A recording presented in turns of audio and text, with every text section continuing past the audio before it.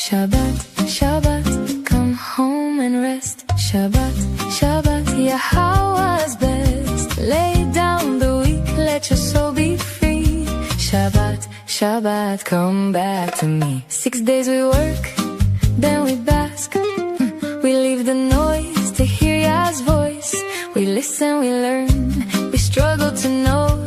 We walk with Yah through the mikri.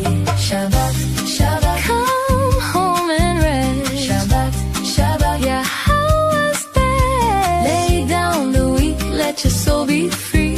Shabbat, Shabbat, come back to me. I love it.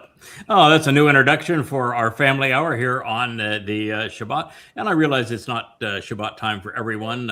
It isn't even Shabbat time for Rainbow, Kansas boy up there on the top. And it's certainly not for you in the People's Republic of California. You're still mid-morning in all likelihood.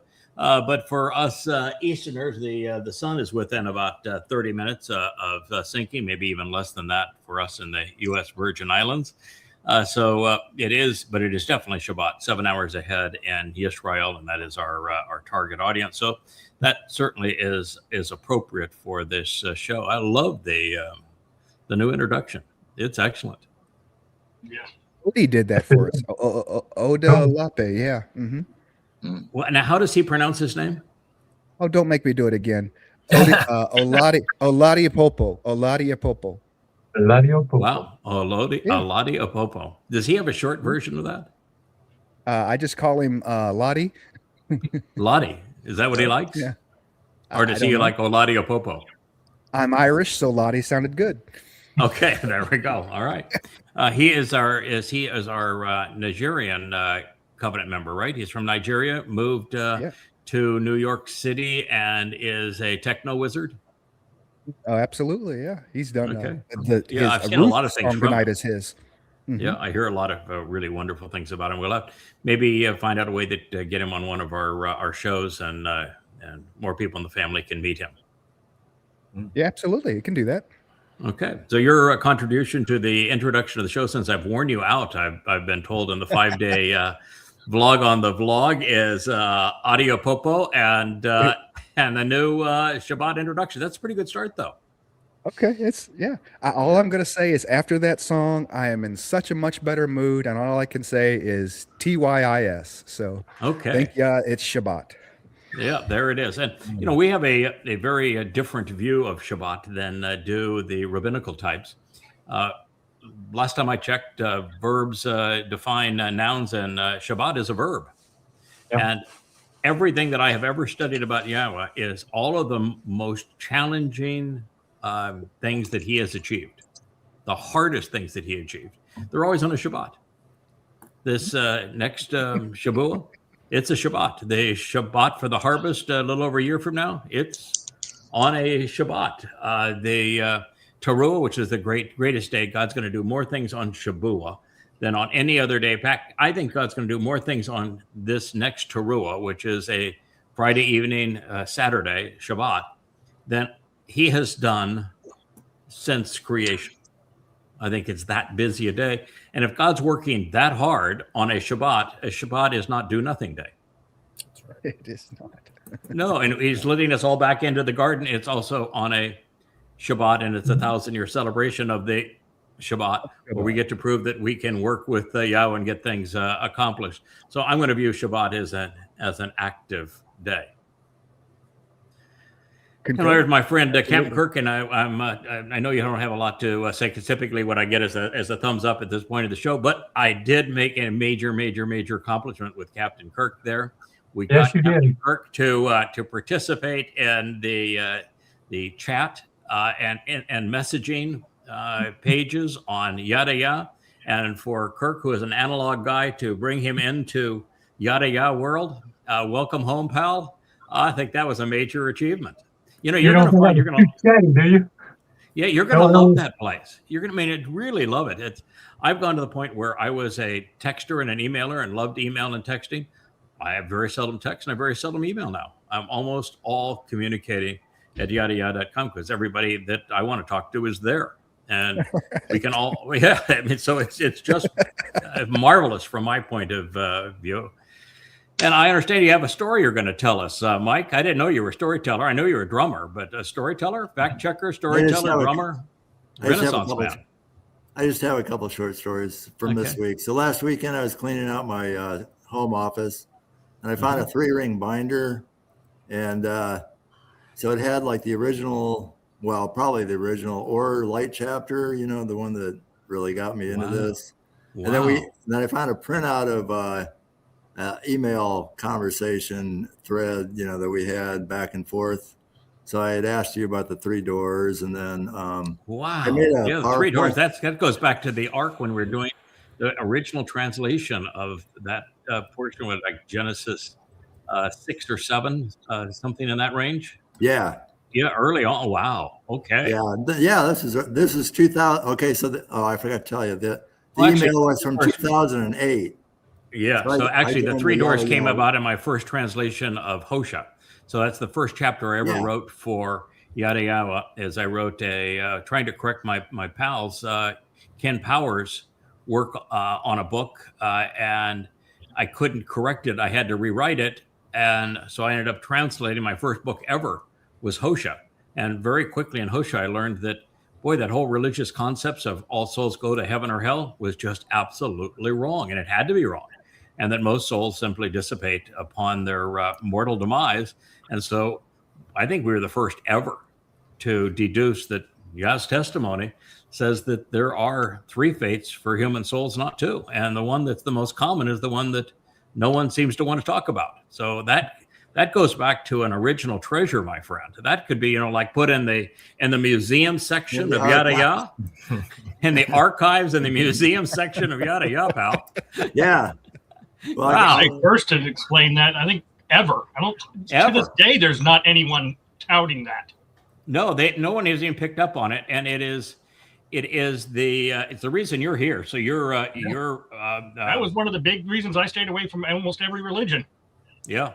I mean, everybody who is a thinking agnostic recognizes that a God who would say, "You must obey me and love me, or I will torture your soul forever in hell," isn't worth knowing, isn't worth loving, isn't worth obeying. That's a tyrant.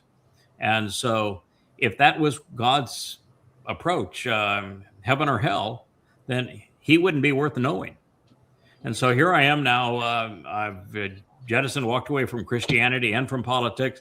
I'm translating this Hosea for a really good pal of mine, Ken Powers, and I get into it, and one of the first things I notice is, wow, that is amazing. What he's telling us here is that rather than 2 destinations for human souls, there's 3 outcomes.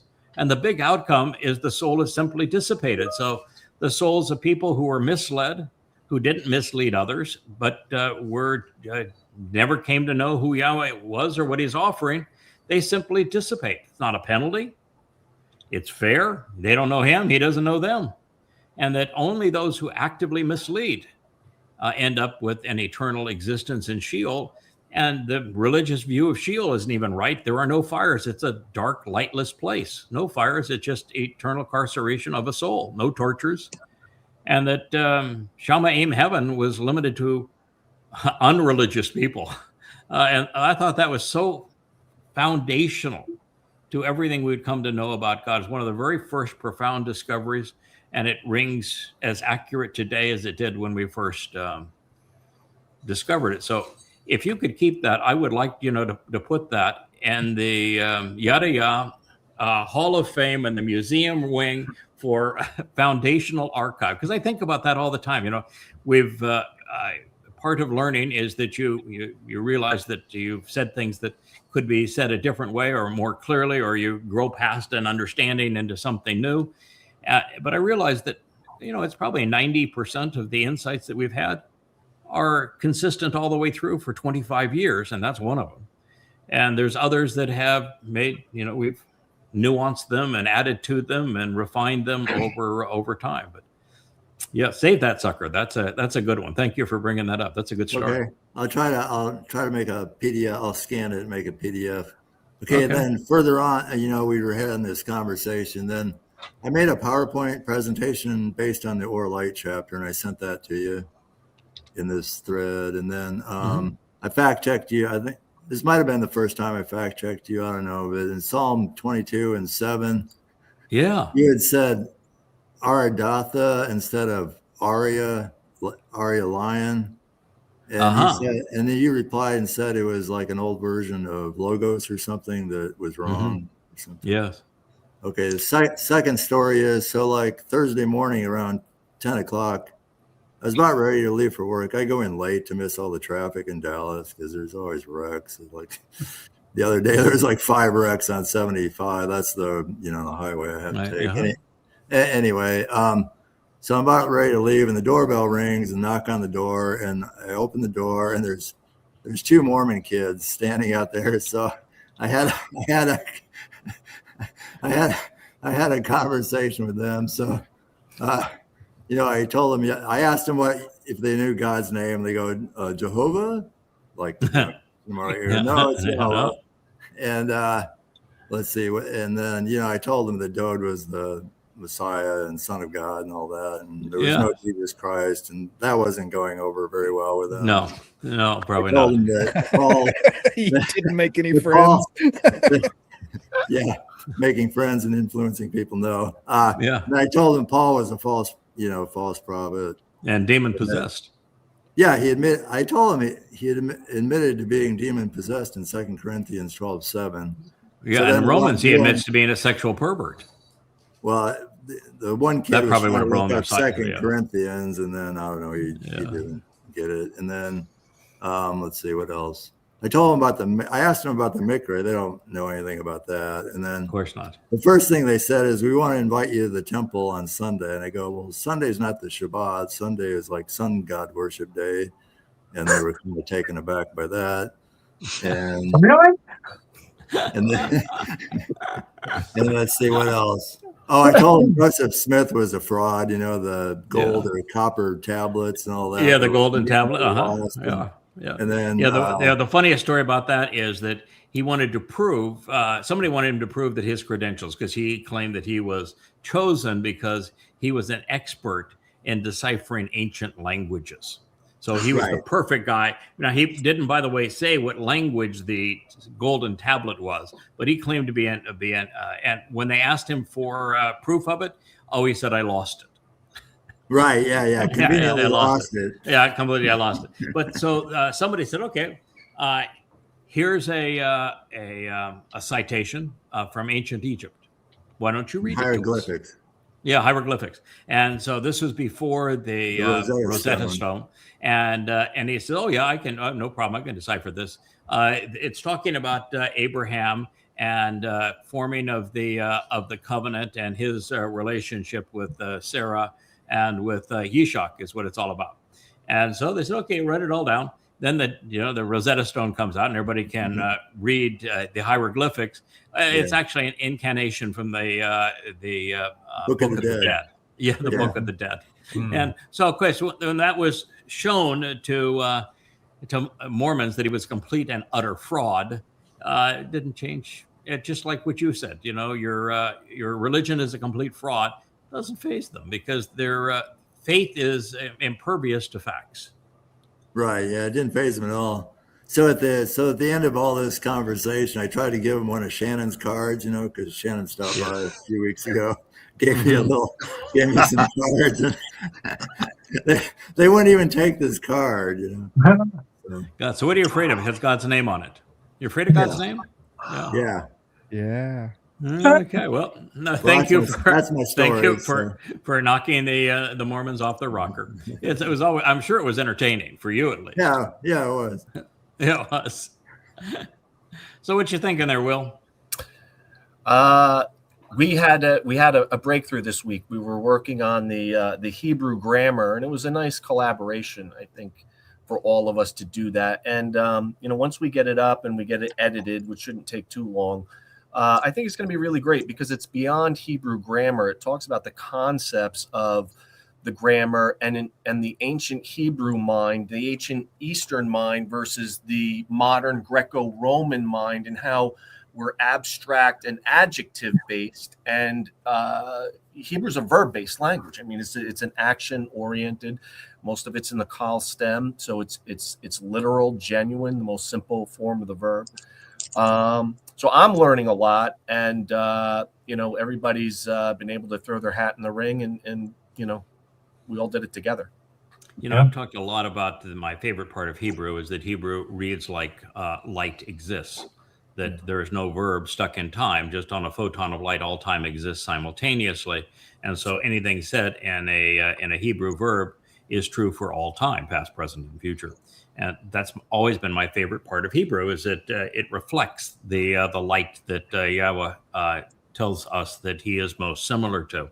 And it explains prophecy when you realize that Hebrew verbs are like light, because on a photon of light, if you're energy based, you can witness our future and our past and report what happens, where our choices lead, long before they do, so that you're not predicting anything. All you do is you're reporting on future history. So it gives God the ability to tell us exactly where our free will choices will lead. So when they do, we can trust what he has said to us in the past. And that's always been my favorite part of Hebrew. Yeah. But what I don't think I've ever said, because I've been so focused on the details, sometimes I haven't pulled back on it, because I love the stems, because God's interested in one thing, establishing a relationship with us. And the stems exist to establish a relationship between the subject and the object pursuant to the action of the verb. And I think that's absolutely brilliant, that he would have a language with 7 stems that describe and frame the action between the person speaking, or the subject of a verb, and the object of a verb. I thought that was great. And to have a language that doesn't only revolve around free will, because that's sacrosanct to Yahweh's free will. There are 3 expressions of free will. You can express free will first, second, and third person. So you can write a verb that says that this is what you want, and I agree with you. I'm right there the same way. I want what you want. And what language could you ever? I mean, I just think that's magnificent. But what you've said is something that I have never shared before. I'm not even sure I recognized it previously. That's why we can learn from one another. Is that we have come to realize here in the last several months that the thing God's most interested in is our response, action, engaging, being steadfast, seeing the job through. We've learned a lot about tamam, finishing, completing. And so what you're saying is that the mindset of Hebrew is not so much adjective and adverb driven, although I think it is. There's a fairly significant influence of adverbs, not so much adjectives, but that it's action oriented. It is a language that revolves around the verbs. Now, I've said this a lot because I came to realize the only way I could translate Yahweh's words accurately is to look up the verbal root of every word. Yep. And so I take the time. Everything I translate, I go to the verbal root, like Shabbat. That's my discipline. That's my standard operating procedure. I don't think anyone's ever done that before. And so you're saying that is appropriate for Hebrew because the whole language revolves around action. But I would just take it one further, which is that Yahweh's entire purpose is to get us actively engaged with him. It's the only way he can determine whether or not we can be trusted, and that we'd be fun to explore the universe with and do things forevermore, is for us to try, fail, learn, make mistakes, correct them. We need to engage. We need to contribute to the relationship, as opposed to save me. No. Make a contribution. Find a way to contribute. That's what you were doing with the team that is developing the grammar insights for the Hebrew language, which are very profound. Yeah. So that's been great. That's great. Yeah, it's learning great stuff. experience. Great stuff. Yeah, I didn't know what we were going to end up with at the end. If we were going to end up with 4 distinct presentations of grammar, 4 or 5. I know, Mike, you have yours. JB has one. You were putting together one, and Perry has a kind of a combination one. And so I didn't know if we're going to end up with 4 independent grammar presentation, and Kirk did one. So that'd be 5 independent grammar presentations, or if we're going to try to fold and meld them into one presentation, with the hope that that presentation did what you said. If, like, I would, before I ever talked about grammar, I would talk about the attitude of the language, you know, how it verbs are never stuck in time, and how they you have essentially 2 ways to conjugate these verbs, ongoing action or action that's finite in its time, and how the infinitive and the imperfect are parallel in this regard, but one creating a verbal noun, which is really action-oriented, perfect example, and the participle, which does the same thing as the perfect, but turns your verb into a noun. Yep. Yeah. Did you see Perry's consolidation with AI? I thought that was pretty good. Yeah. So if and I have not, because between doing the 2 programs every day, and I think on Monday, I think it was, but we did 3.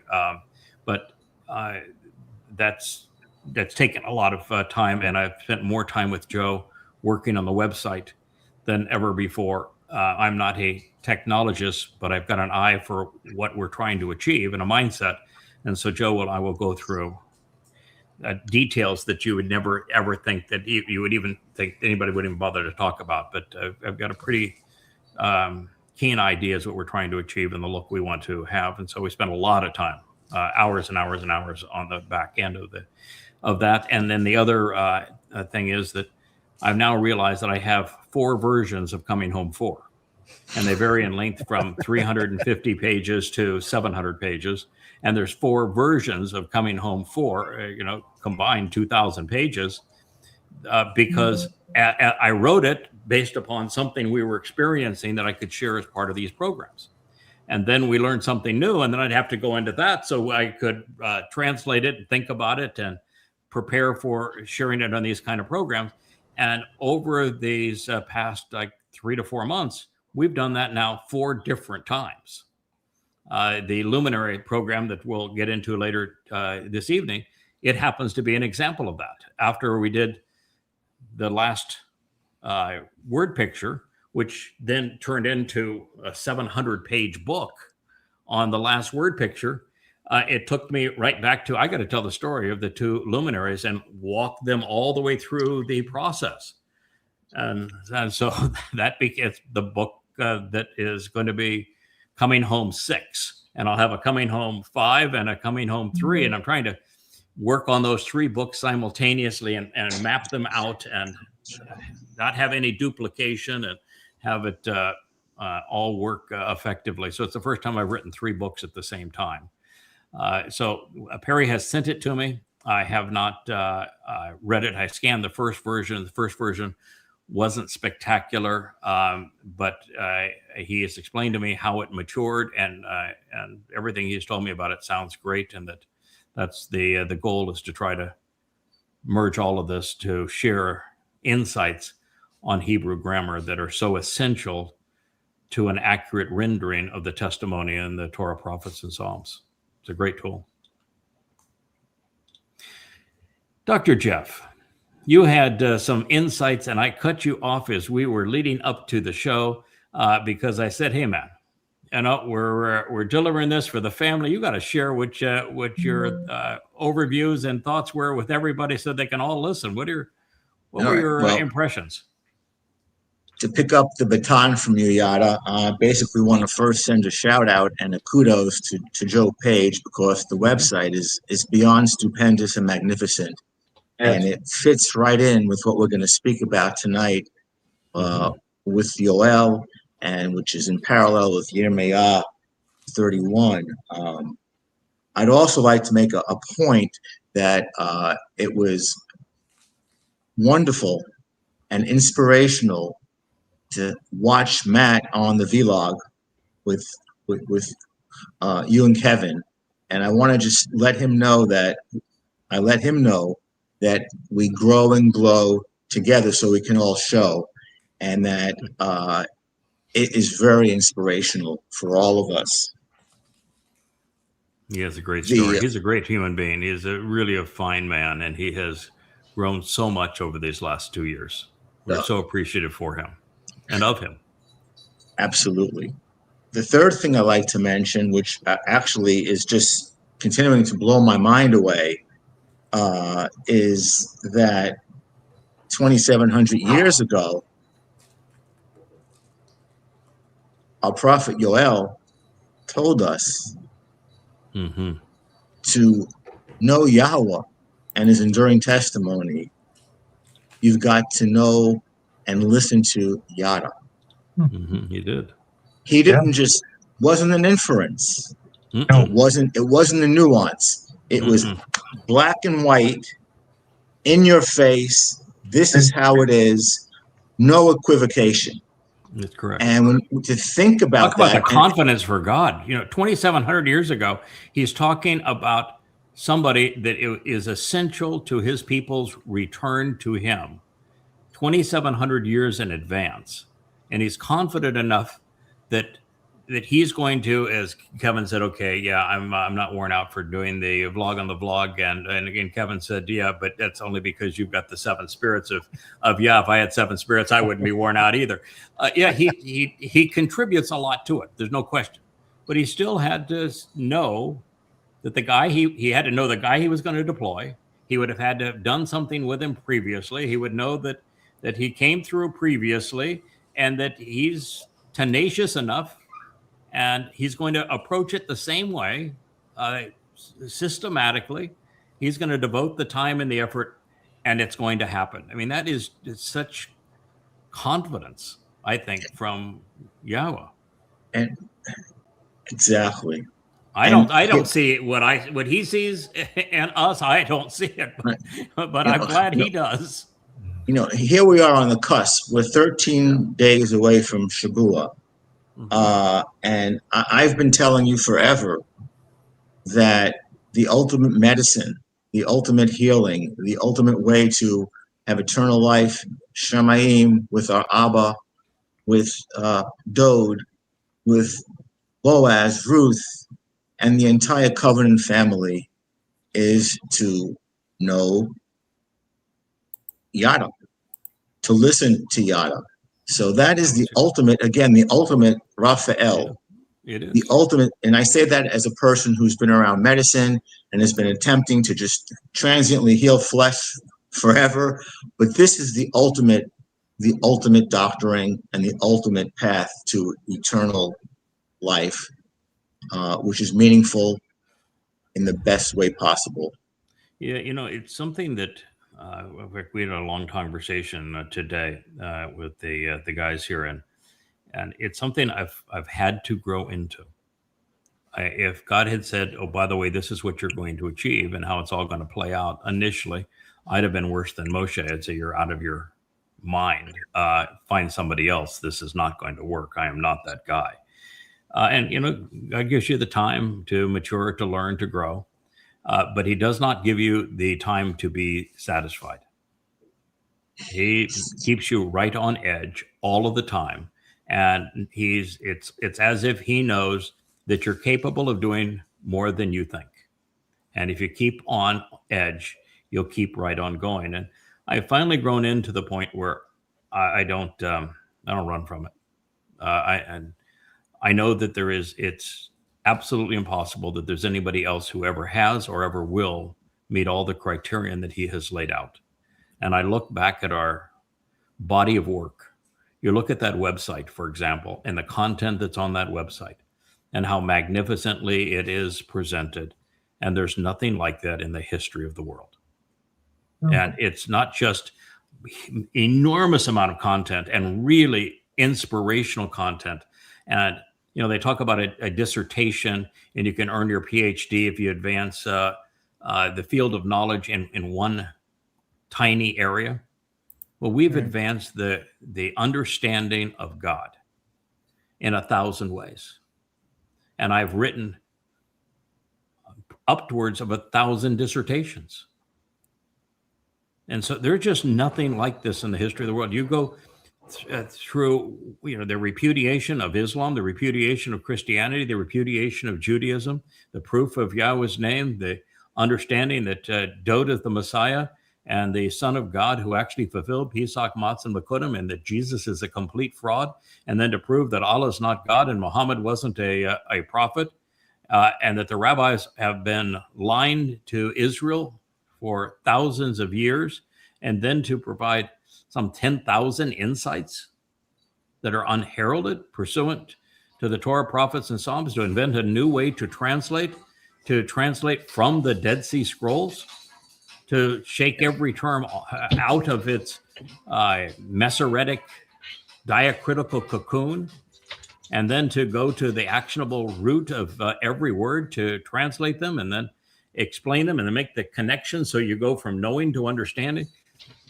There is nothing in the history of the world that is like that. And so after a while, you put on those sandals in the morning and you realize that's the deal. You're it, pal. And lots riding on you. So pace yourself and stay devoted and never give up.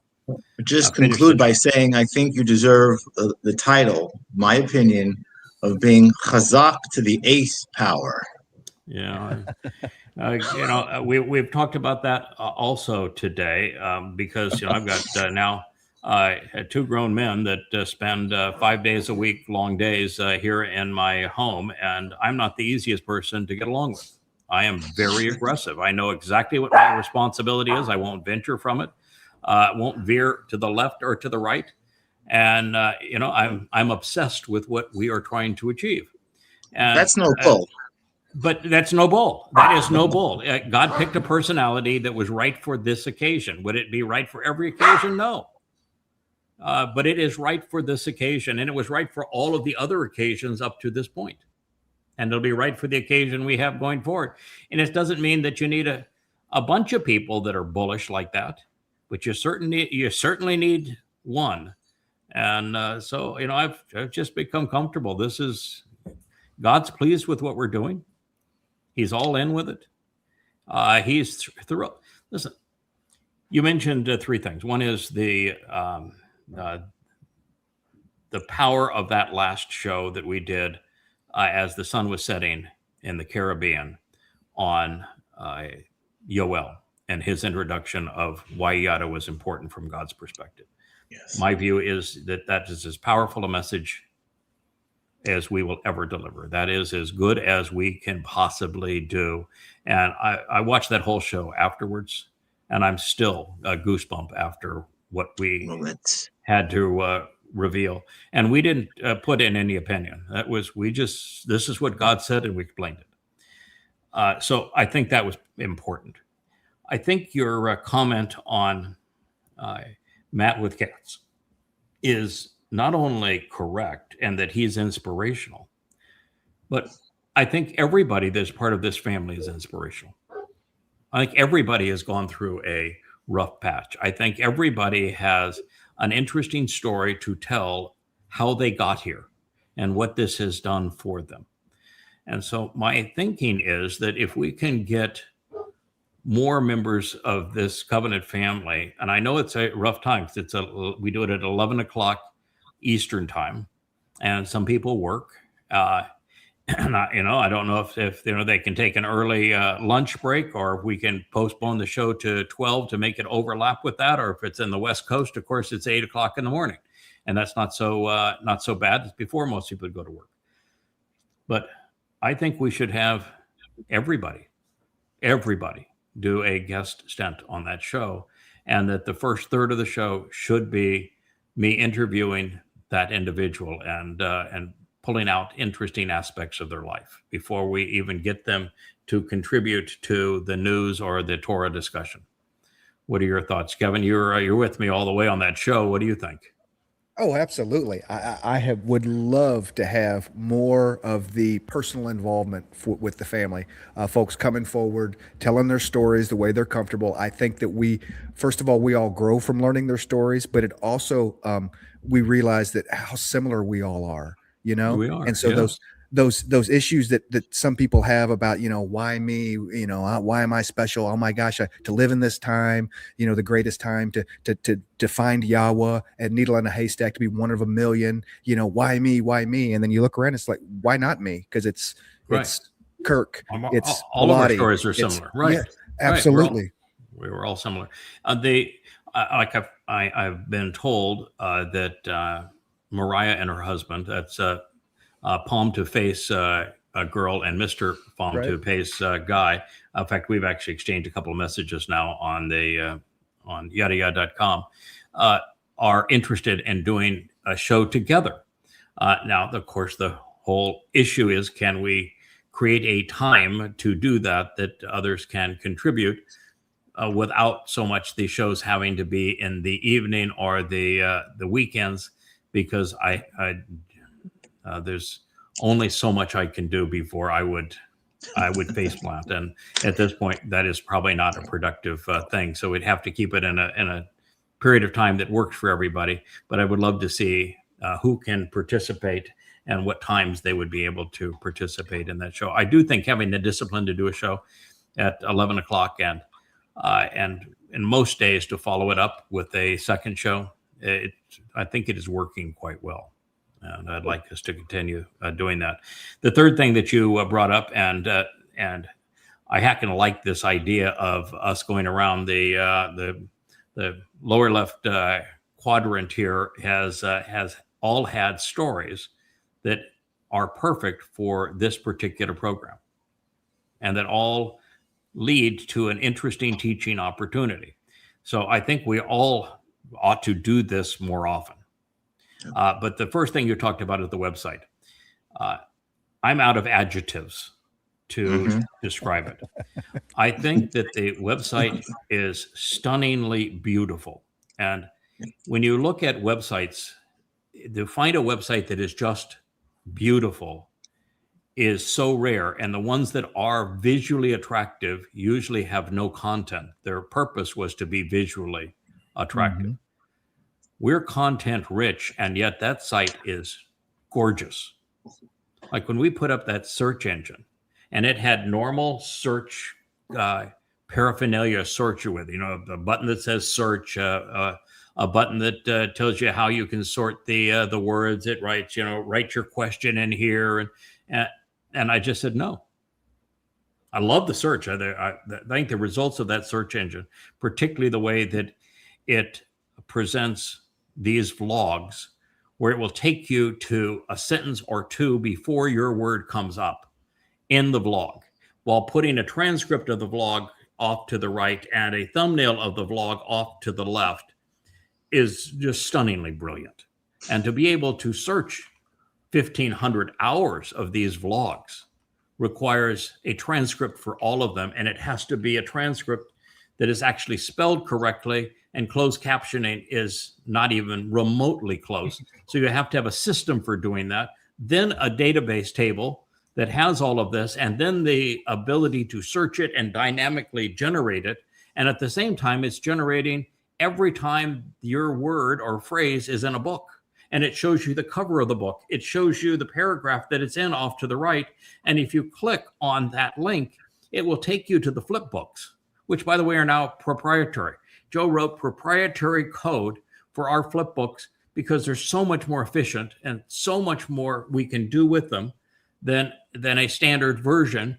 And it takes you to the page in the flip book where that word is, and then it highlights it. So you don't even have to search for it. It's right there for you. I mean, it's just so brilliant.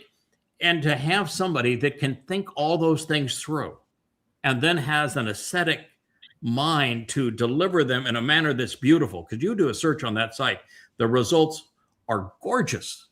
Rather than cluttered, it's absolutely beautiful. And it's so thoughtful. All the details that he went through on that presentation, it's the best search engine ever. And then we did it. If you'll look, it's in the same gold. We limited the pages to just 2 colors so they weren't striped and broken up and cluttered. We took that search bar, made it exactly the length with the 2 icons on both sides of the widest words we have in our header bar. We use the exact same font. We use the exact same color. We created icons as opposed to words that were distracting to the eye that was there. We centered search. We put it in the same font. I mean, just all sorts of just little things that make such a tremendous difference.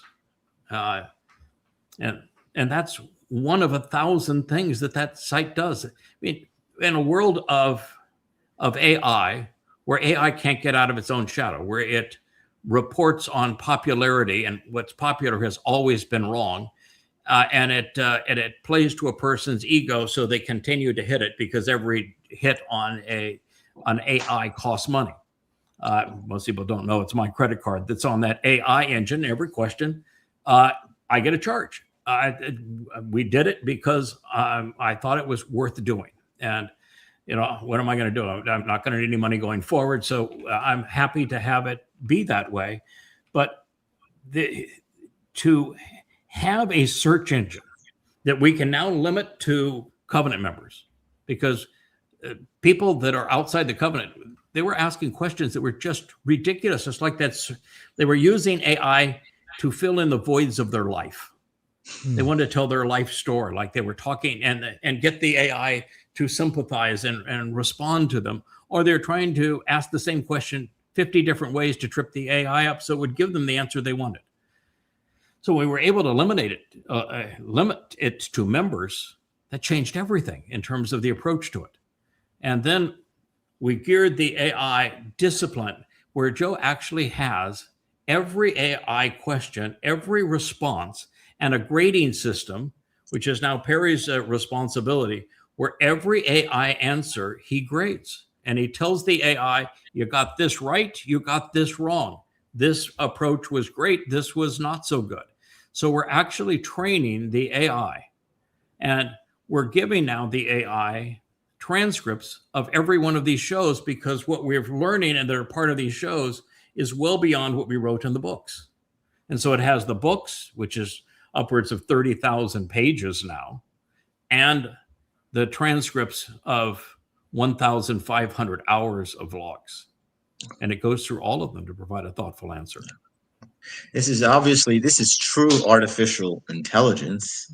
And as you've said before, and we've all come to know, is that you take a covenant member who's brilliant with a brain and combine it with somebody with an Amah, and it blows away any supercomputer on this planet.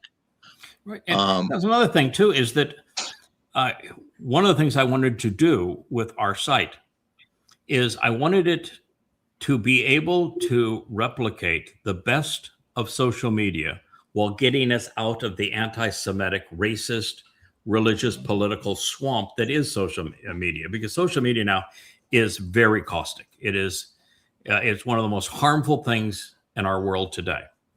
And I wanted to get us out of that, but yet still have all of the potential benefits. So we have a blog that is better than X and better than Facebook, where you can take a short video or a graphic and someone's comment, and then you can add to it, rebuke it, praise it, start a discussion with it. And on those blogs, we have the same thing. You can click on any one of those blogs, and underneath it, there'll be a comment box that opens up. And you can criticize or support my assessment of it. You can add your own assessment of it. And you can talk about what somebody else did. So it's everything that Facebook was in that regard, except it keeps it all in-house without all of the naysayers and numbskulls chiming in, or no thought police.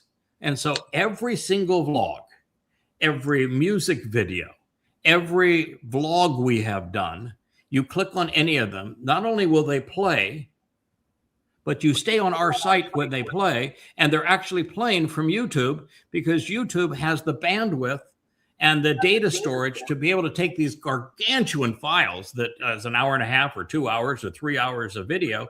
It's all there. They have the bandwidth to play it, but you're actually staying on our site while you're viewing it on their site, and you have a comment window that opens below it, and you can share and read everybody else's comment, and you're not limited like you were on the others to how much you can write.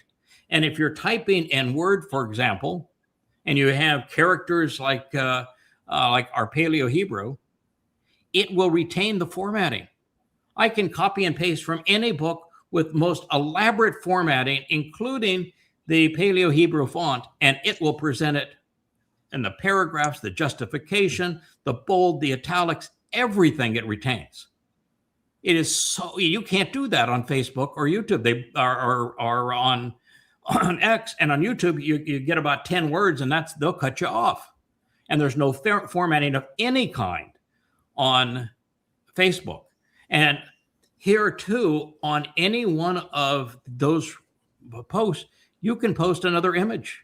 And then everything that you bring up, that you talk about of a vlog or a blog, the news being the blogs and the vlogs are programs, it also goes to the chat page where you can see vlog, blog, or comment, and they're all listed right there. And every comment, every like, every view is all right there. And you can then on that page add your own insights and comments to it. So you have a genuine community that can communicate ideas and with each other. Minus the censoring function of even YouTube. Correct. So, and then we have direct messaging between us. We have group messaging between us, and we have topic conversation messaging between us. So we have topic conversations, and there's like 10 important topics, and personal communication and group communication. So when I asked Joe for this, he says, so what you want me to do in my spare time here is you want me to reinvent Facebook and X and get maybe, an instant messaging site. And you just want me to reinvent what are hundreds of billions of dollars worth of websites. I said, yeah, that's what I'm asking. Yeah, because if we don't have that, we don't have a home for Yahweh's name. It's not a home where you can't communicate with one another. You can't bring the news in and comment on it, where you can't comment on the vlogs, where you can't view everything that's on the site and still stay on the site and communicate with one another.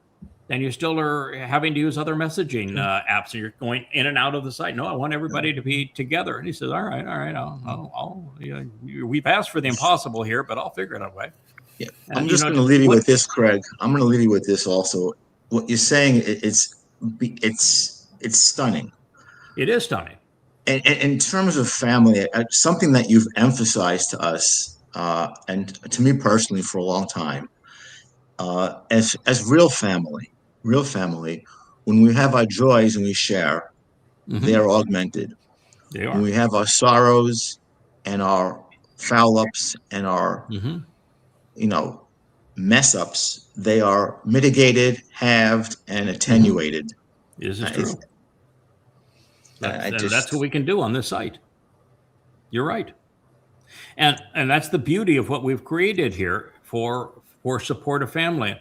And it has become so magnificent as this home for Yahweh's name. I am so bold where I am absolutely saying that for now and for the next 1,000 years, this is the home for Yahweh's name. This is what he's been talking about. It's the only home for Yahweh's name. And it is Yahweh's library. And it is Yahweh's family home. And we're going to be using this tool for the next 1,000 years as we work not only together collectively as covenant family, but we work with both Goyim and Yisraelite mortals who are part of that final remnant in the garden.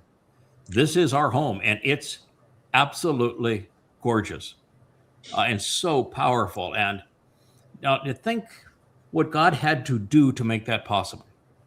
Joe Page, when I first met him as a young man, was unique in programmers. He recognized that you did not have to build a website with static pages, where every page is individual. You provide links to static pages. He says, no, I've got a much better idea. I'm going to have tables of data, and I'm going to write code that's going to respond to every click and dynamically create the resulting page on the fly. And I can tailor that experience to each individual user in real time. And I said, you're hired. I don't know what you're getting paid, but I'll pay you more. And he was my first employee. I didn't even have any funding at that point. All I had was a business plan. I said, this is my business plan. You're going to be my first employee. Let's go. And he quit his job right then, and we started working together. And that goes back well over 30 years. Now, who would have thought? And then, he we both moved from California to Virginia.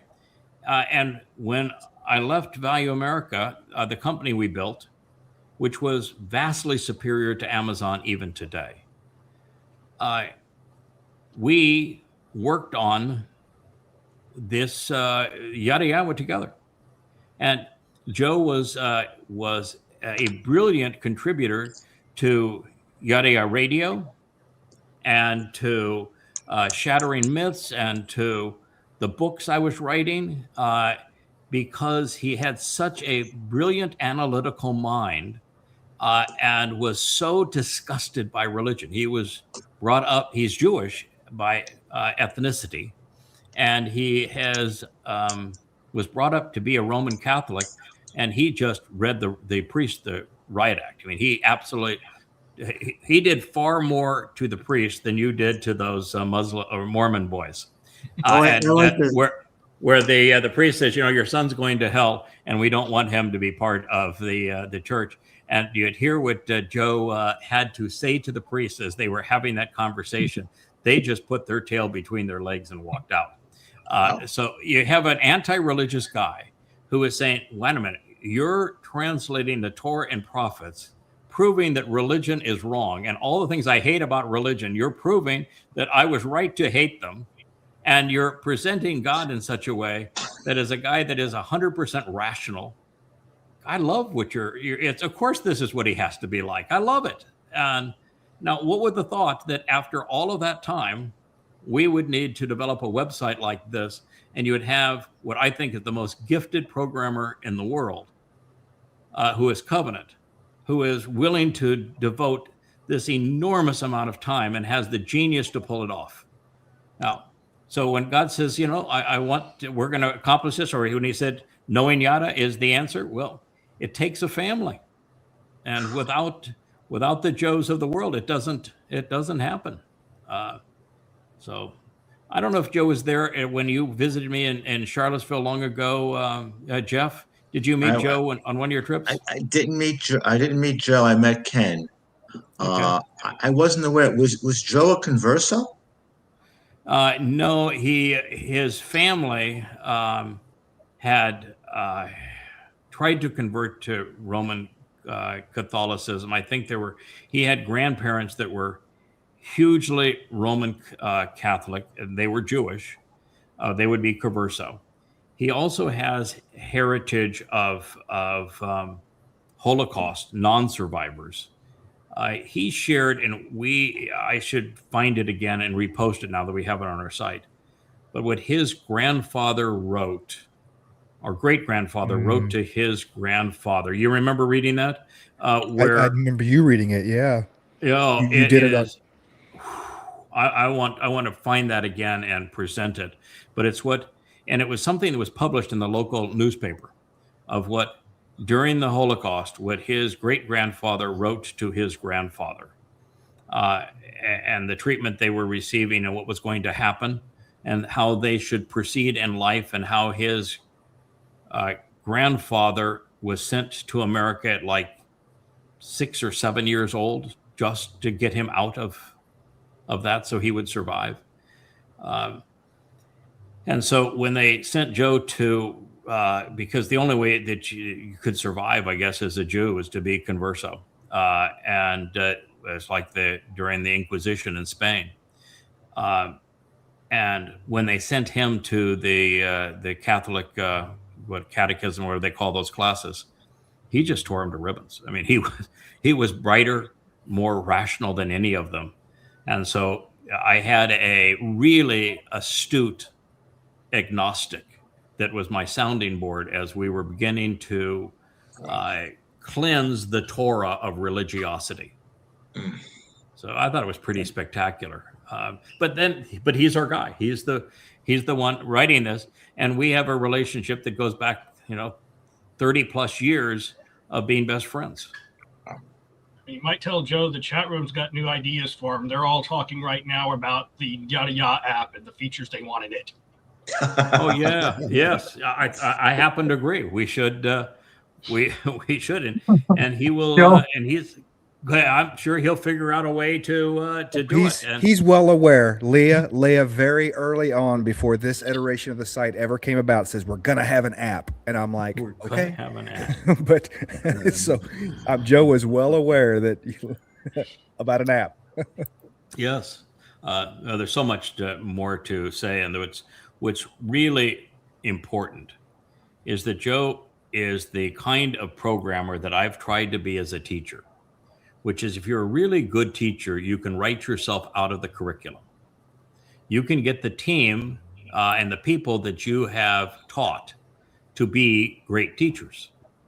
And Joe has decided that he was going to compose the Yada Yada site, not as a site where he writes great code and we are reliant on him for doing everything. The brilliance of the site is the admin tool that sits behind it. And everything on that site, we have total control over as admins. We can change everything on that site based upon the admin tool that he has written. And it is the most brilliant part of the whole site.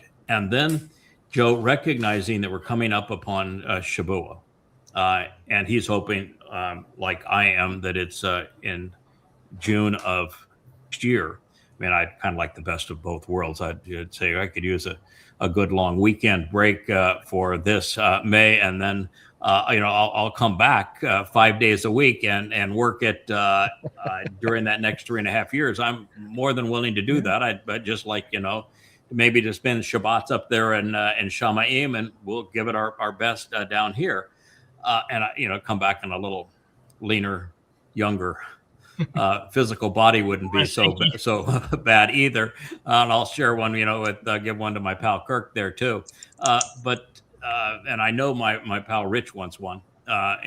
So, but we're not complaining, as shared with Kirk. That's there is one thing worse than getting older. So we're gonna stick it through. But I would love to have that. I think that would be spectacular. And I know Yahweh is negotiable on this. Yeah, we definitely have Yahweh's ear. I mean, he has ours a billion times over. But yet he has chosen to work through us, and so he is very interested in what we have to say. And what I have found with Yahweh is, if you do something that he wants done, he's all in, man. He is super supportive. So the key thing is to find out what he wants done and to do it. And if, we can have our Shabbat there in Shamayim, and we come back and we work here and make a contribution, we keep the site up and keep the books being added to the books and adding to the vlogs, that seems like a win-win to me. Wow. So That's the way you think. Yeah. So we're working on that. But what I wanted to lead to is that Joe, recognizing all this, has trained an AI behind the site who he has co-authored a lot of the code with, and he's trained to write the code to self-heal. There is a page on that site that's got all of these tabulations, and it says every time the site had a hiccup and it had some kind of a problem, and so it has the whole list of them, and it has them divided into various categories, and then it has the ones where the AI can say, I won that one. I fixed it. Right. And this is how I fixed it. And then it has ones where Joe won that one. He had to fix it, and he had to teach me what I did wrong.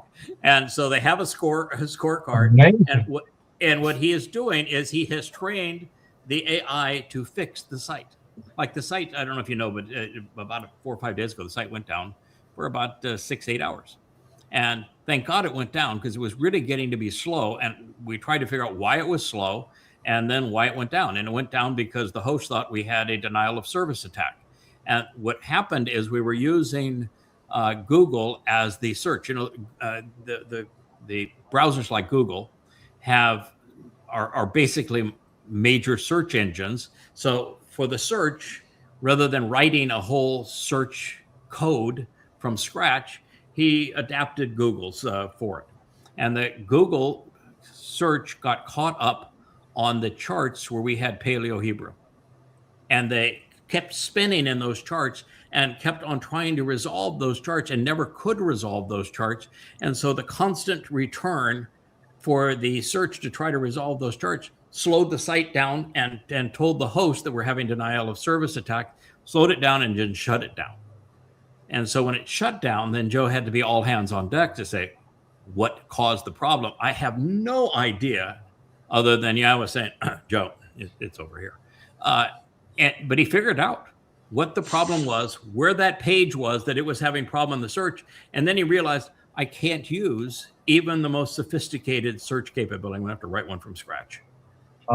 And within, he was up to 5 o'clock in the morning, worked all the way through the night to rewrite a new search capability. And what you're seeing now is the one that was the result of this. Yeah, I know it is. And that's why I run out of adjectives to describe how magnificent and how beautiful that is. You can have all of my paint. Yeah, he can have all your paint. And yeah, we're going to get you up to speed in the digital world. Leah wants you to take your artistic talents and do John Voight, who the Asher intro. Yes. John wrote that. He's the one that's written both of the two Wookiee introductions and the two Kara outtakes. He's done those, and he is a graphic artist. And he taught himself. He never did an animation ever. Never did anything online as a graphic artist. But he had artistic skills and a sense of balance and aesthetics. And he taught himself, there's 10,000 videos on how to use these tools. And even within Canva, which is the one we use the most, there are marvelous tutorial schools with tools within Canva. And so, he taught himself to do this. And I know that you are an analog guy and are great with your hands and can draw and paint. And I know that you're actually creating and I think it's with John Voight, aren't you? You're creating a cartoon series? Yeah. Which I can't wait to see how that comes out. And maybe that's it. You'll continue to draw and create a series that he can animate, and it'll be something. I had the opportunity to see what John did with Leah's. She has two songs and we're gonna by the way, we're gonna play a song or two of Leah here just in a moment. But she has two songs on Trump being Rahab, being Satan. One is called Mr. Babylon. And that song's been done for a long time. It's done in reggae fashion. And it was John that created the graphic animation for it. And while it's done, there's some tweaks that, Kevin, you do to it. And we're going to have to create two versions of it, one for Facebook, one for Rumble, and figure out a way that we can get them to play nicely on our site. But it's beautiful stuff. But what I wanted was to have the Star Spangled Cosplay, which is I think some of the most clever, funny, biting lyrics ever written as political sarcasm. I think it's her most brilliant song, just in terms of putting on her epic Elia sarcasm. And I really want that one to be released at the same time. I want this to be a 1-2. The Mr. Babylon is the warm-up act, and Star Spangled Cosplay is the main performance. And when we have those two, obviously we'll do a show around them and talk again about why we have identified Donald Trump as Satan incarnate and how we can prove that that's the case. And it should be obvious to everybody. But I know that you look at a guy like that, and you look at it's not Obi-Wan Kenobi, but our friend from the Techno Wizard. OPP, now you know me. OPP, now you know me. Oladi Popo.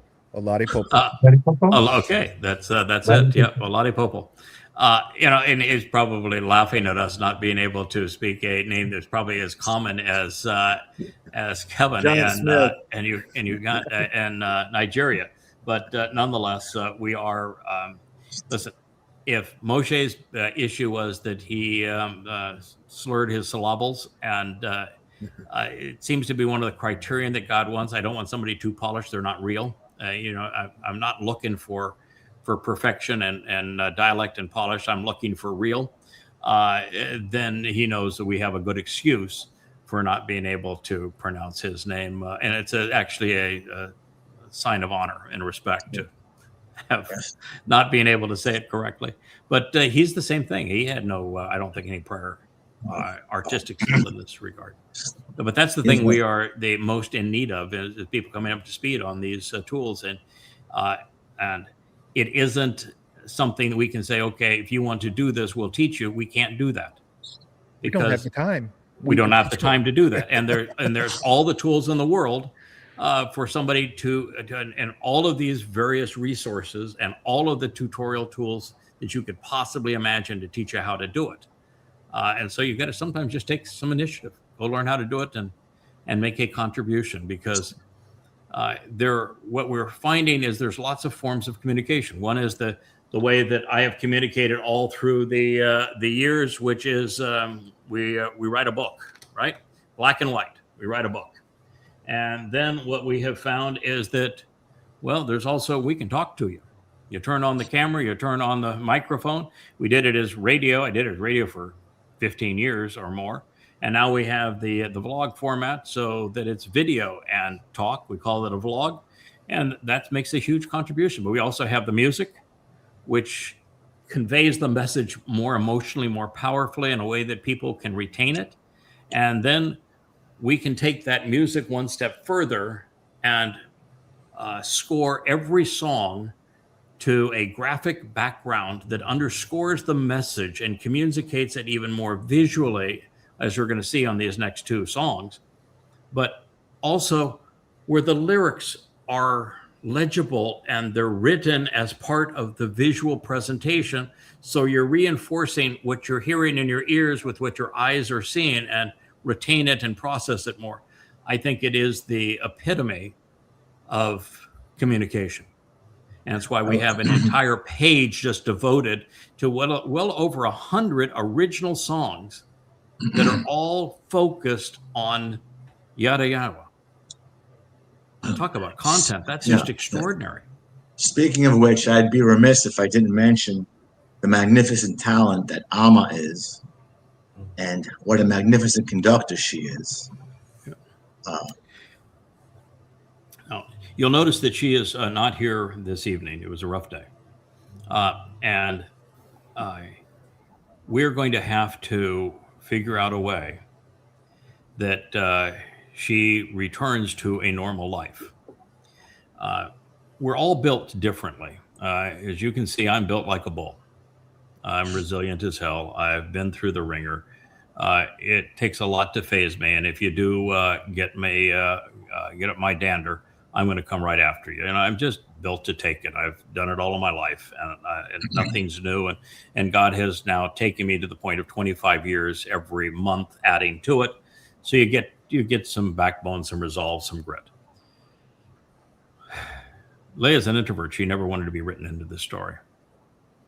We come to realize that she is the Amah of the last Mashal, and that Dowd actually is her daughter, or her son, and God has all sorts of expectations for her, and speaks of her often, and the responsibility of that, the sense of pressure, and have it all fall on you at once, is a major burden. I don't think that there's any way I can properly express that when I say, we read that I am this Yada fellow, that I am the Choder, I am the Nakri. I am not bragging. Every recognition that God provides is a burden. And it is a tremendous burden. And it weighs very heavily. And so you had better be built for it, because of the weight of what you're carrying and the responsibility that comes with it, and the devotion and dedication that is expected, and the realization that if you screw up, the planet could be lost and God's entire plan could be for naught. And it's trust me on this, it's a burden. She's not built for it. That's just too much. I mean, I've dragged her through time, and all of the time she was mostly in the background where she's comfortable. Now, she was not in the background in Ruth. She comes right to the foreground in Ruth, and it's Boaz that's actually in the background in Ruth. That's her coming out. But as Noach's wife, she was in the background. As Chinook's wife, she's in the background. She's an unnamed player that had to perform an amazing role. When she's supporting of Dowd, she's given titles, but no name. She is still in the background. You wouldn't even know it if I hadn't written the 31st Mashal about her. That's the reason why it mentions husband 3 times and not the name of the other guy, is that I was writing it of my wife speaking to our son. And the burden of that has been tough. And coming out of the abuse that she took for people who called themselves covenant and friends that were repulsive towards her. I mean, the vitriol and the hatred. And it goes up and down that entire mother goddess cult. Every one of them was guilty. And it was disgusting what they did. And then she had to endure the Larry Hendricks and that the lie of the conspiracy cult and their abuse. And she had an abusive husband before that. It's been a long road.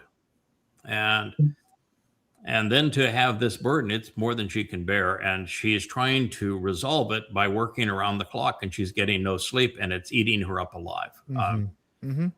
And if we can't get her off that chair and to stop writing songs, and 8 o'clock chimes, she goes to bed and gets some sleep. Even if she can't sleep, she's at least in bed trying to rest. If we don't get her so that she's talking less on the phone, because she is now the glue for so many people where she's on the phone hours and hours and hours. She's an introvert. Every conversation drains her. You know, we have to have the Perrys and the Riches here to make what we do go. And they know it, and that's why they're here. But still, they're now inside of our home. And she's an introvert. It's draining.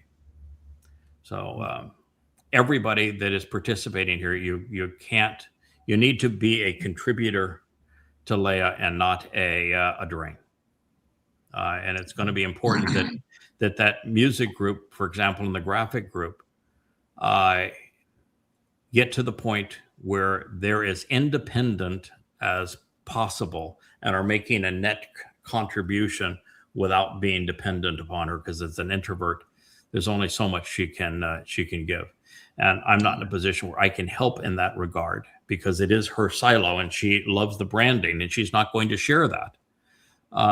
But also, to do the job that I've been assigned to do, I can't get involved in anything else. That's why when Rich says I'll run, all of this gear for us and run this show, I don't get in his way. I might watch a show at the end of the night and I'll take a few notes and say, I think that camera angle was great. We had a lighting problem here, or a focus thing there. I think if you do more of that, it'll be better. And we'll have a quick review. And when we set something up, I'll say, let's look what the sight lines are and that sort of thing. And we'll do a quick review. But otherwise, man, it's completely offload that. That's yours. Mm-hmm. Now I can focus on what I have to do. But I'm built for it. That's I am I'll work in parallel, but I'm writing 3 books at one time and doing these shows, and building the site. But it's eating her up. She's an introvert, and it's very draining, and she's been through too much. Today was a breaking point day. She needs to be optimized. She needs to be optimized physically. She needs to rest to be at her best. Keep in mind that she is the reason that the Kinsman Redeemer was delivered. That is correct. Without her, kaboom. Kaboom. It's over. Kaboom. Yeah. It's one thing to have the 89th Mizmowr be the tool that got Dowd's attention such that he returned to Yahowah, who he was running away from and disparaging. But that wouldn't have happened had she not softened him up and talked to him like no woman had ever talked to him before. He had no respect for women, and she got his attention. And that her speech and the 31st Mashal is brilliant. Yeah.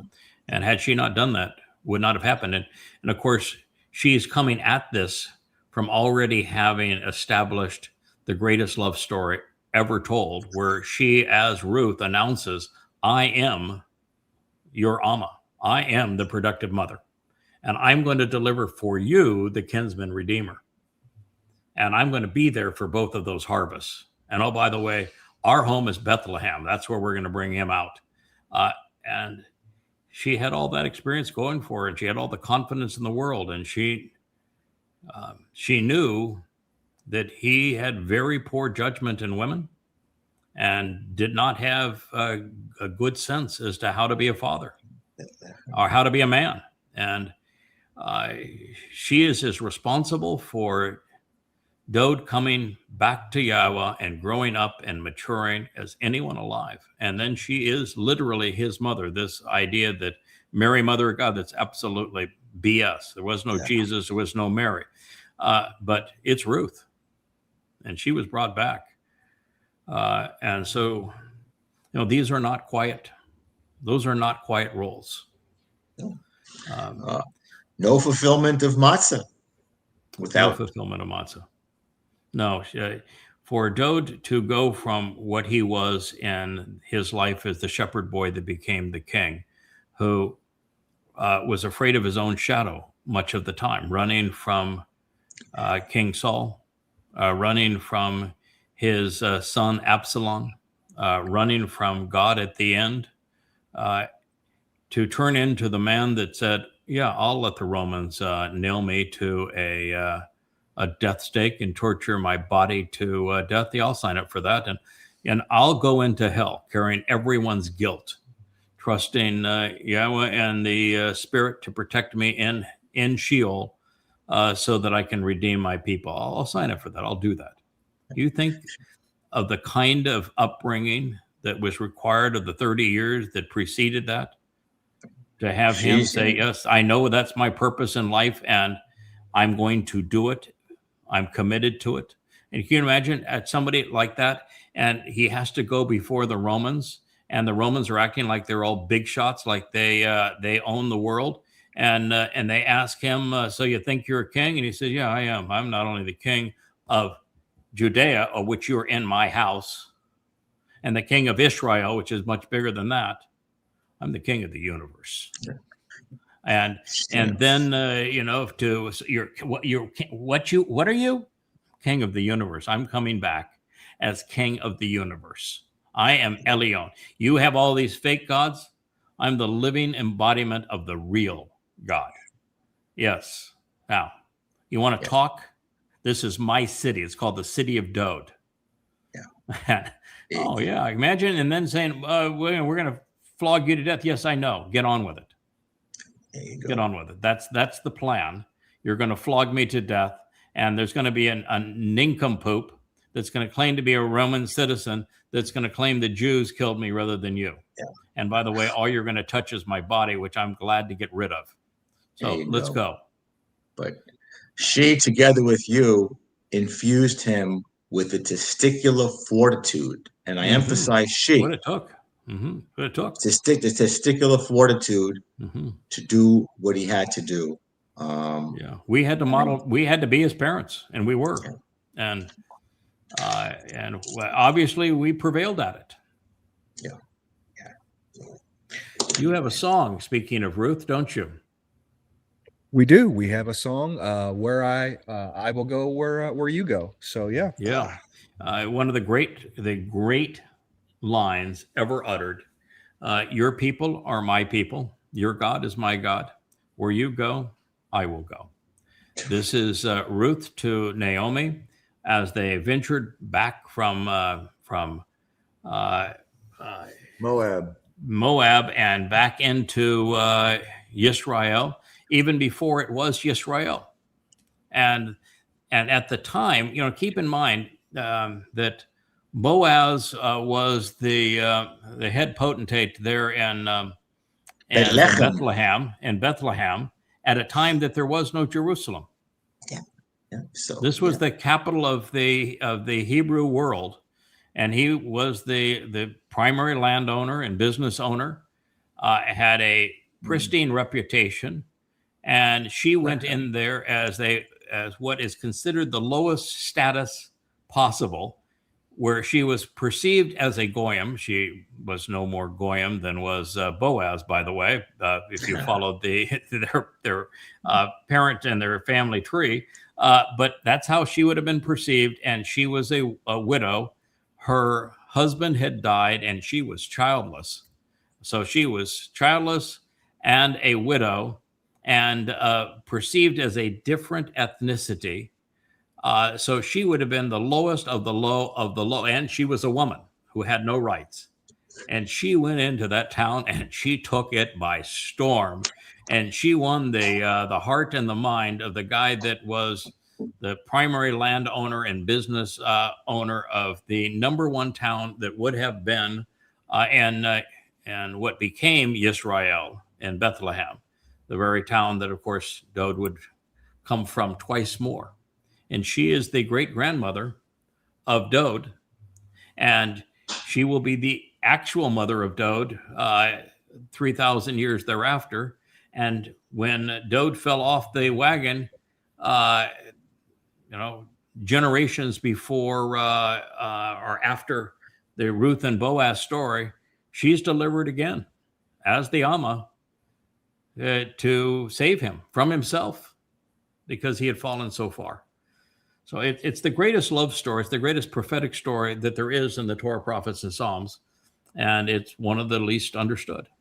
And we're here to tell it. There we go.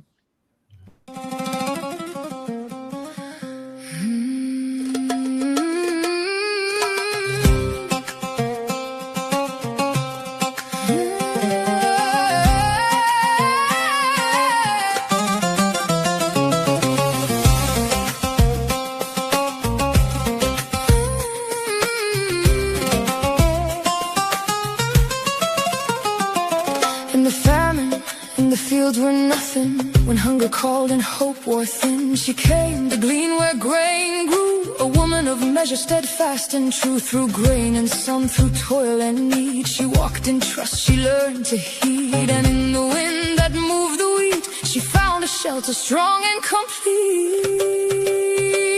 I will go where you go, where you settle I will remain. Your people be my people, let your Elohim remember my name. Where you are, a memorial will be there. I will go where you call me, to the family for Dowd's sake, for the one who redeems and gathers us in Yahowah's name. Yahowah's name. Boaz stood as a tower of strength, kindness measured wide in length. He saw the gleaner in the field, and by his word her fear was healed. He spread his wings of cover and shown her peace, a covenant of quiet release. And over grain and over night, he turned her labor into light. I will go where you go, where you settle I will remain. Your people be my people, let your Elohim remember my name. Where you are, a memorial will be there. I will go where you call me, to the family for Dowd's sake, for the one who redeems and gathers us in Yahowah's name.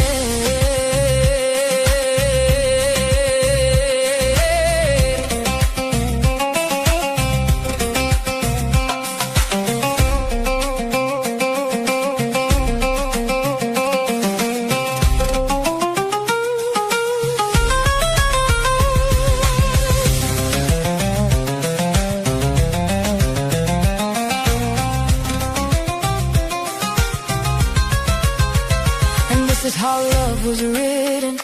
their knees but in returning, not in taking but in giving, not in distance but in drawing near. Through thirst, through hunger, through the harvest, through the field and the promise, through Yahowah's family and the strong one who sows the grain.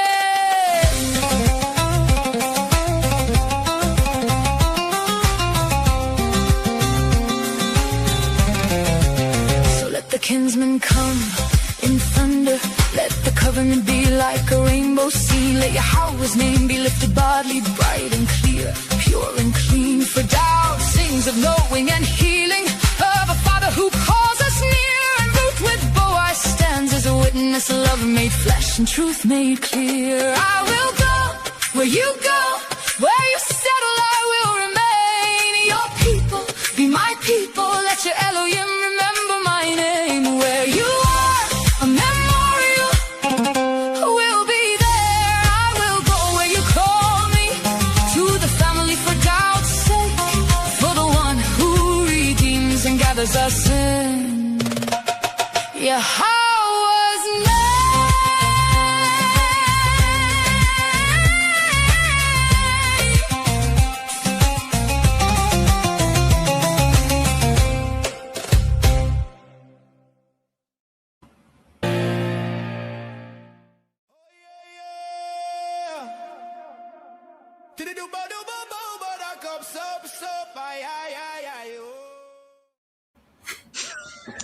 Like DJ. No. That did not go with that video, but No. but it does. No, that's how all the videos should end. That should all end that way. I went from tears. I kept on wiping tears from my eyes to laughing at the end. I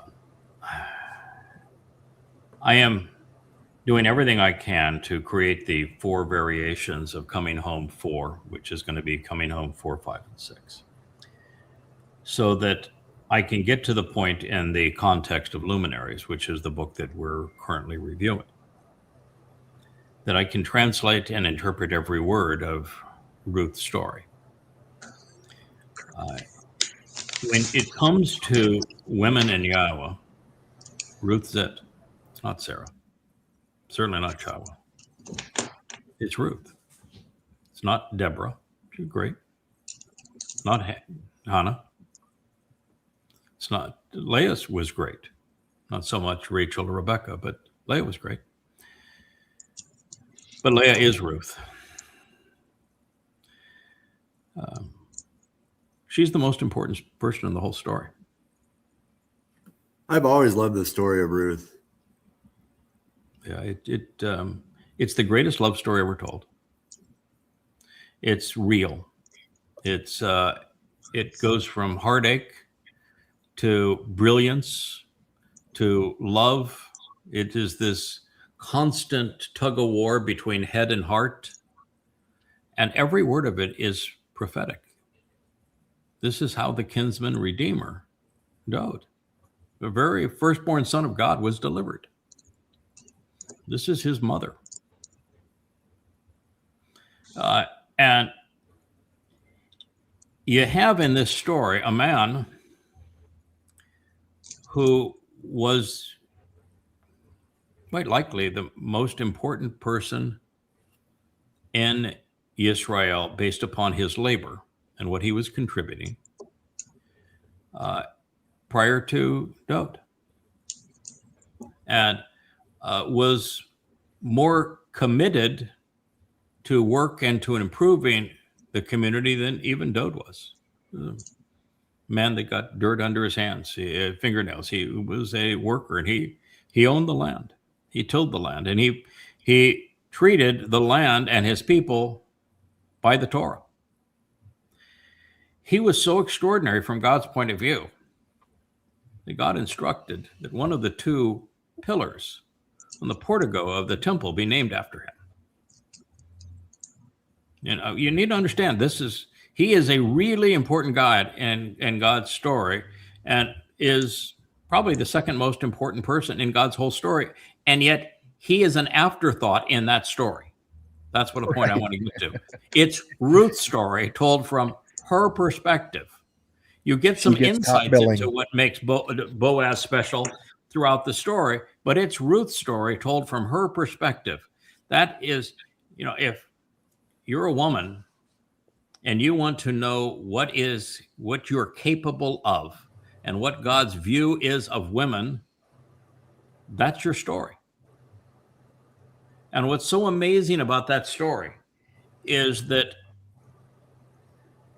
20 years ago, when Leah was in a very abusive relationship and was alone and had been so abused by rabbis and had done her best to try to understand every religion. I mean, you can't imagine the lengths that she went to understand every religion. And finally just gave up and said, God, I know that you're real, but I don't know you. How am I ever going to figure this out? And God said, go ask Ruth. Go ask Ruth. And it was through Ruth and that statement about, I am your Amah. I am your productive mother. And I'm going to deliver for you the kinsman redeemer, that she says, there's a woman that is really, really important in this story. I've got to find out who the most important woman is to God in his story. And there was only one person that was writing about how important women are to God's story. And so when she Googled for women in God's story, the first place she came to was the first edition of the Yahowah site that was built by guess who? Joe. And that's how we met, because she went to that site. She did not introduce herself. She read every book I had at the site, which is probably 8 at the time. Every book, cover to cover, over and over again, doing what she is doing now, being obsessed, not sleeping. And then she wrote me a very harsh letter, because social skills were not her thing. Boaz knew that. He says, yeah, I know your reputation, know exactly who you are. And the first thing I want to do is everybody, particularly you women out here, you do not give her a hard time. Back off. You give her some space. And it was pretty hot letter. Who the hell do you think you are? Writing about my book. This is my people. This is my book. You're acknowledging that you're not one of me, and you're the only person bringing the story of my book, and my God directed me to you. Who in the hell are you? And I said, yeah, I understand all that. I would agree with you. It should have been your people, but it's not your people, because your people weren't listening to God. So he found somebody that would listen. Now, what I could also tell her at this spot, there is no your people. Yisra'el is a naming convention. Ruth is same ethnicity as was Boaz. And souls don't carry ethnicity. There are times that I have been, as a soul, put in a person that would be considered a Yisraelite, and there's times when that was not the case. And so God will use that as a means of teaching as to what message he's trying to communicate. But Israel is a naming convention. It's a very important naming convention. It's very important to Yahowah, but it is a naming convention. Every early Israelite was a Babylonian. And so, she always used to be, I'm Jewish, my name is Leah. That was her whole mindset. Yeah. She would say it 1,000 times. I said, Leah, you may want to tone it down with all that. I'm proud that you're Jewish. I think it's wonderful to be Jewish. I sense that I am Jewish too. In fact, I'm probably more Yahud than 99.99999% of Yahud that don't even know they're Yahud, that speak to themselves as being Jews. So, I'm with you on this, but it's not doing any good to introduce yourself that way to people who have a negative view of Yahud. Okay. Yeah. It was a whole extraordinary experience getting to know through somebody intellectually through email for 10 years. And we corresponded on Torah topics for 10 years. Never saw a picture of her, didn't know what she looked like. the time I was married, she was married. We're both unhappy in marriages, but we to Towrah, and she was really good at it. And we finally had an occasion to meet, and the rest you all know. But in this Boaz story, she was not my first, and I was not her first, right? But we found each other, and we delivered the kinsman redeemer. Then, again, and again, and guess what? We're doing it again now. How are we delivering the kinsman redeemer now? Because he's unknown to his people. He's been robbed of his accolades and attributes and achievements, and we're delivering him back to his people so that he can return to his people. It's been our mission since she was Chinook's wife 6,000 years ago. It's what we do. God loves his son. Adam, who became Dowd, is his firstborn son. And our job has been to deliver him, to protect him, to support him, to encourage him, to be parents to him, to model the covenant for him. And the one time he was born without us until the end of his life, it was God doesn't always make it easy. In fact, he doesn't want it always to be easy. When Dowd was the shepherd boy, he had a flaming a-hole for a father. And his mother was a whore. He despised his mother. Probably never had a conversation with his mother in his whole life. He just knew that she was bad. And his father, what we hear from him, he was a real jerk. And so without any parenting, he had a rough life. He didn't have the backbone to stand up to Saul. He made very, very poor choices and women. He didn't have a single happy marriage, and he didn't know how to treat women, how to respond to them, and he was a worse father. He was a horrible father.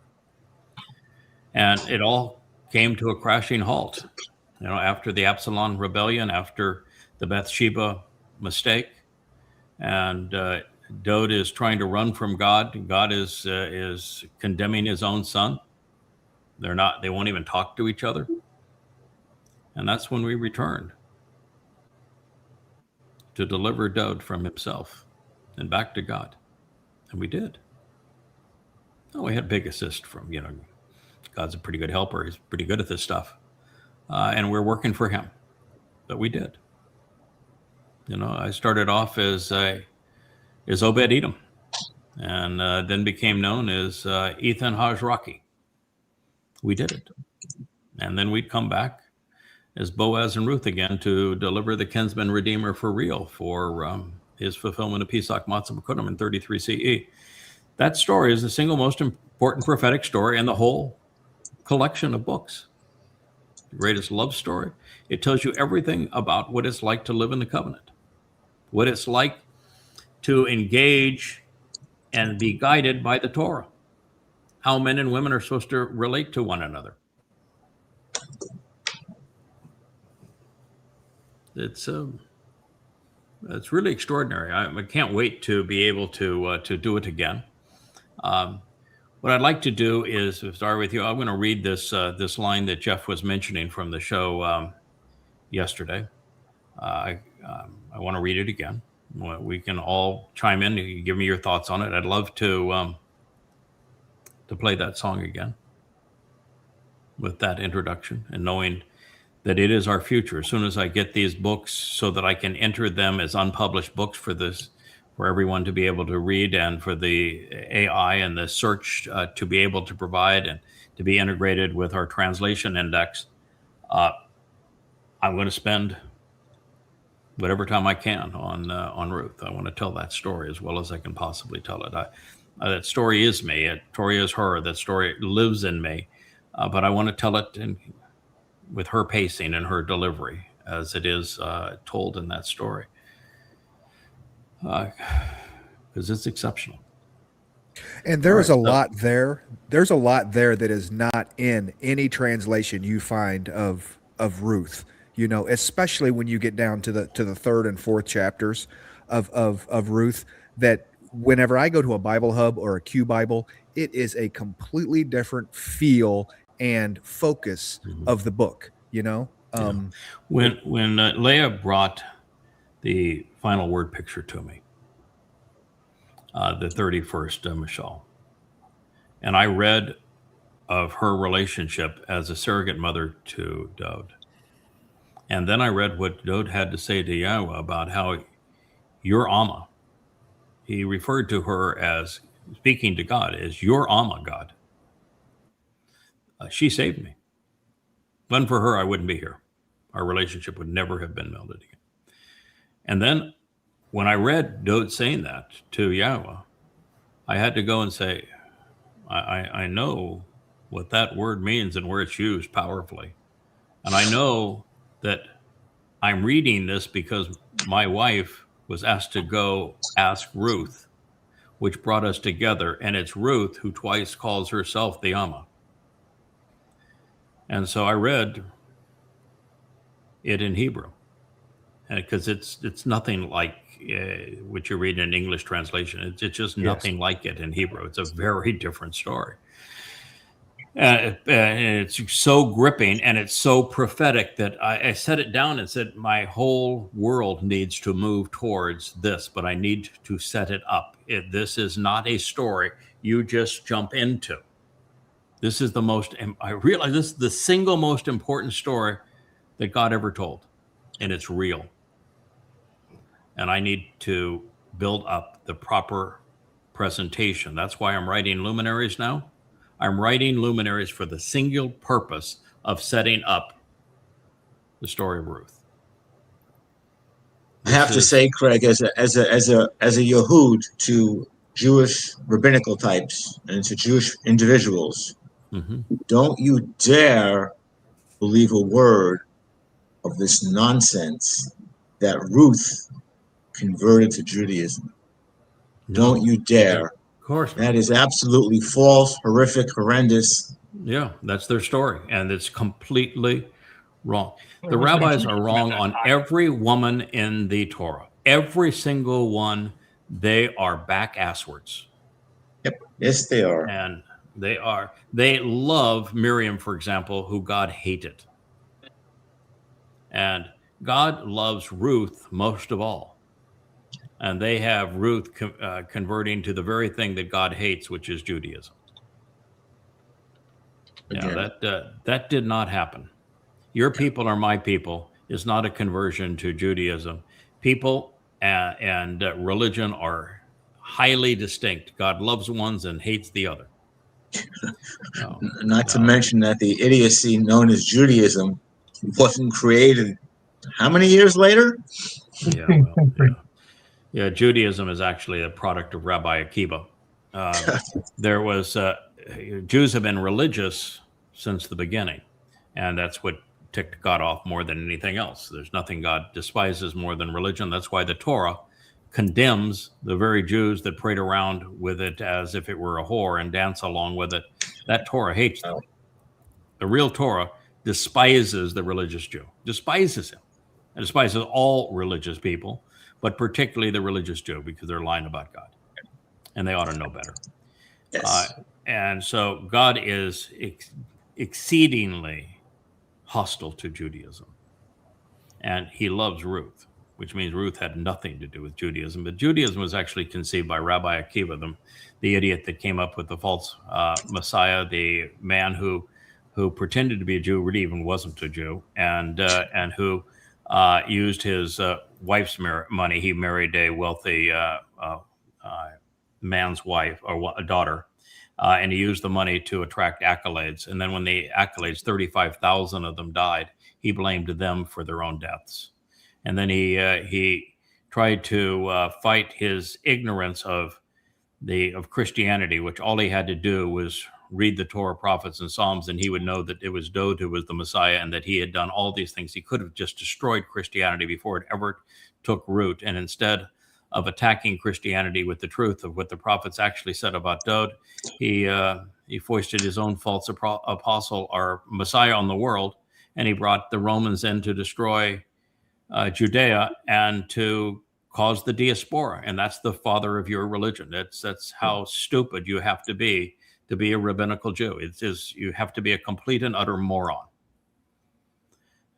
So I know she did not convert to Judaism.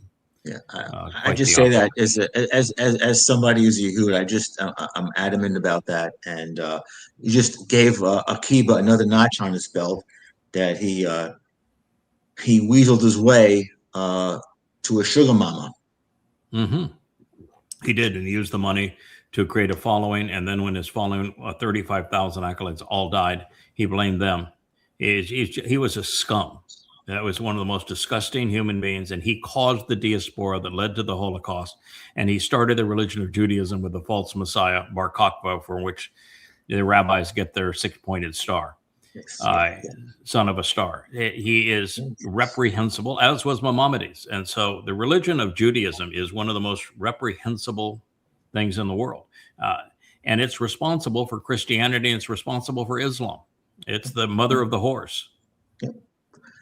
When you think about it, if he hadn't caused the diaspora, there might not have been Jews in our Arabia to sell Muhammad the Talmud stories. So that is correct. Indirectly caused that as well. Well, I'm not positive that. Okay, you're half right there, and the half that you're right there is really important to tell. The reason the Jews were in Babylon at the time is because the Assyrians hauled the 10 tribes away. That's why they were in Babylon. And the Talmud, the Babylonian Talmud, which is 99% of Judaism, was written between 350 to 400 and completed around 500, with rabbis arguing with one another and casting spells and all sorts of just rubbish. And it was that Babylonian Talmud that completed in 500 that migrated to Yathrib, that was close by, which was a Jewish farming community. And there's supposed to be, if there's Jews, there's rabbis to prey on them and to fleece them. And they went in with their Talmud. And when Muhammad came in, they figured they could make a buck on him, and he ran out of materials. And so it was the rabbis that sold Talmud recitals to Muhammad, which he twisted to make his Quran seem religious. Without those stories, you would have never heard of Muhammad. There would have been no religion of Islam. There would be no Quran today. The Quran is comprised of twisted Talmud stories that the rabbis sold to Muhammad, and that he attributed them to Allah. And so had they not done that, there'd have been no Islam to perpetrate genocide against Jews or apartheid against Jews. And there wouldn't be this religion that wiped out a third of the Earth's population of humans in its first 100 years. They are solely to blame for that religion, rabbis. And if it had not been for Akiva and his contributions to the Jerusalem Talmud, it would never have happened. So you can blame him for all of that, and I blame him, and I will condemn him for allowing Paul to create Christianity, because Paul was the first person to ever call himself a rabbi was Paul. And Paul was the mother of liars. There's just no more despicable person in the history of the world than Paul. And he made up the myth of Jesus as a counterfeit of Dowd in 52 CE. And it was exceedingly easy for someone that was schooled in the Torah and prophets to refute all of it. And the damn rabbis didn't. And if you follow that logic, Craig, there's a direct linkage from Akiva to the Holocaust. Absolutely, because of the fact that that Jews taught Paul how to argue against God and how to quote mine and twist, and he wrote it all in rabbinic fashion. He was able to quote mine the Torah and prophets for his religion because of his rabbinic training. Had that not occurred, there'd be no Christianity, and Christianity is the wellspring from which anti-Semitism flooded the world, because Paul blamed the Jews for killing his man God, course, it was a preposterous lie. It's the dumbest lie in the world. But religions don't prevail because they're smart. They can prevail because they're conniving. And so he fostered that lie. It caused anti-Semitism, and it was the anti-Semitism of Christianity that enabled the Holocaust. It doesn't happen without it. Rabbi Akiva was hugely to blame for that. So let me read what Yahweh said is the cure for all of this. This is in the prophet Yowel. It means Yahweh is God. Whoever knows Yahweh, acknowledging and appreciating what Yahweh has revealed, he comprehends.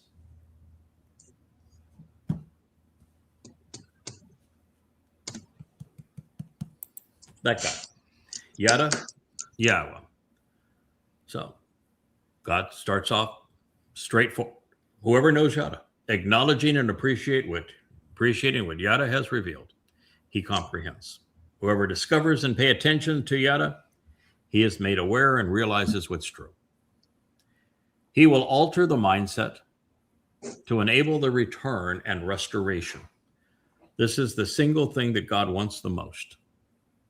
After 3,400 years of estrangement, God wants his children to return. And the only way they can return is for someone to alter their mindset. And that's why he didn't pick a wallflower. He picked a damn bull. I'm going to pound this in. I'm going to repeat it. I'm going to proclaim it as boldly as words allow. And I'm going to prove that what I'm telling you is true and it's been endorsed by God.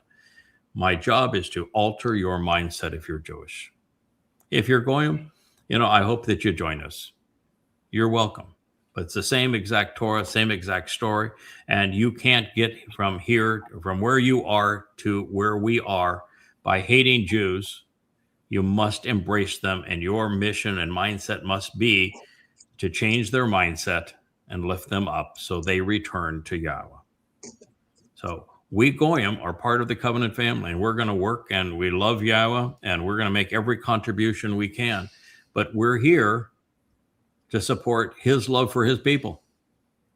It's just like every time I've been deployed with Leah, I have a single mission: support and uphold God's beloved son, Dowd. That's my job 100% of the time. As part of this covenant family, if you're a Goy or a Jew, your job now is to support Yahweh's chosen people. That's why he calls them the children of Yisra'el. That's our job. If that job does not appeal to you, don't apply. He will alter the mindset. I'm here to tell you that you don't want to form an alliance if you're Israel that is supportive between Christians and Jews. Christianity despises you. Judaism is your avowed enemy. This idea that you've created an environment where Muslims can live among Jews and aren't you wonderful? No, they hate you. The Quran is the most anti-Semitic book ever written, far more anti-Semitic than is Mein Kampf. And you need to know what it says. And I can prove every claim that I make between the 5 volumes of Twistianity and the 5 volumes of Goddamn Religion. I'm not summarizing here. I'm just telling you that is the conclusion, and it's undeniable. So he's going to alter the mindset to enable the return and restoration, which is what God wants. Return to me and I'll return to you. He will encourage changing one's attitude and relenting by offering understanding. When Dowd started blaming Yahweh for his predicament, God was in a non-communication mode with him. He sent Nathan in, and Dowd wasn't listening to Nathan, and God wouldn't talk to him directly. God's unwilling to talk to Jews directly. In the Exodus, the Jews told God to shut up and go away. They never wanted to hear from him or see him again. And so he's not talking to them directly. So if you want to know what he says, you want to change your attitude towards him, you'd like to get to know him and be part of his covenant family, you need to listen to what I said, because he's not going to speak to you directly. You're not on speaking terms with God. I am. And you need to listen. That's what God is saying here. You have no alternative at this point. Go ask Ruth. He will encourage changing one's attitude and relenting by offering understanding. Our entire approach is you need to think your way to God. We're going to provide you the facts. We're going to connect the dots for you. We're going to lead to comprehension. But this whole journey is through the mind. And we're not going to create any shortcuts for you. So he will ensure that a remnant is spared. That's our job. He will ensure that a remnant is spared. 7 years from now, that's all we're going to be able to deliver, and God's going to be satisfied with that. We will deliver a remnant. And that not only we will deliver the remnant, we're going to cause that remnant to be spared, because this job ends just as Dowd's life as the Passover lamb ended. It ends with the brutal murder of my body on behalf of Israel, so that that remnant is spared. It's the sacrifice of the Adamah Parah. And this says, so he will ensure that a remnant is spared in the end, Akar. That's the time we are entering now. And you can benefit from this by following him. With the benefit and the blessing, Makara, of a sacrificial gift, of a sacrifice freely offered, a present that's bestowed to you. My body, which Kirk and I would gradually, and probably Rich over here too, gradually say, okay, this one has served its purpose. I'm glad you got me this far, but you may have it now. Yeah, get me out of here. Get me out of this one. I'm ready to be turned into light and energy. But it is my body that's going to be brutally mutilated.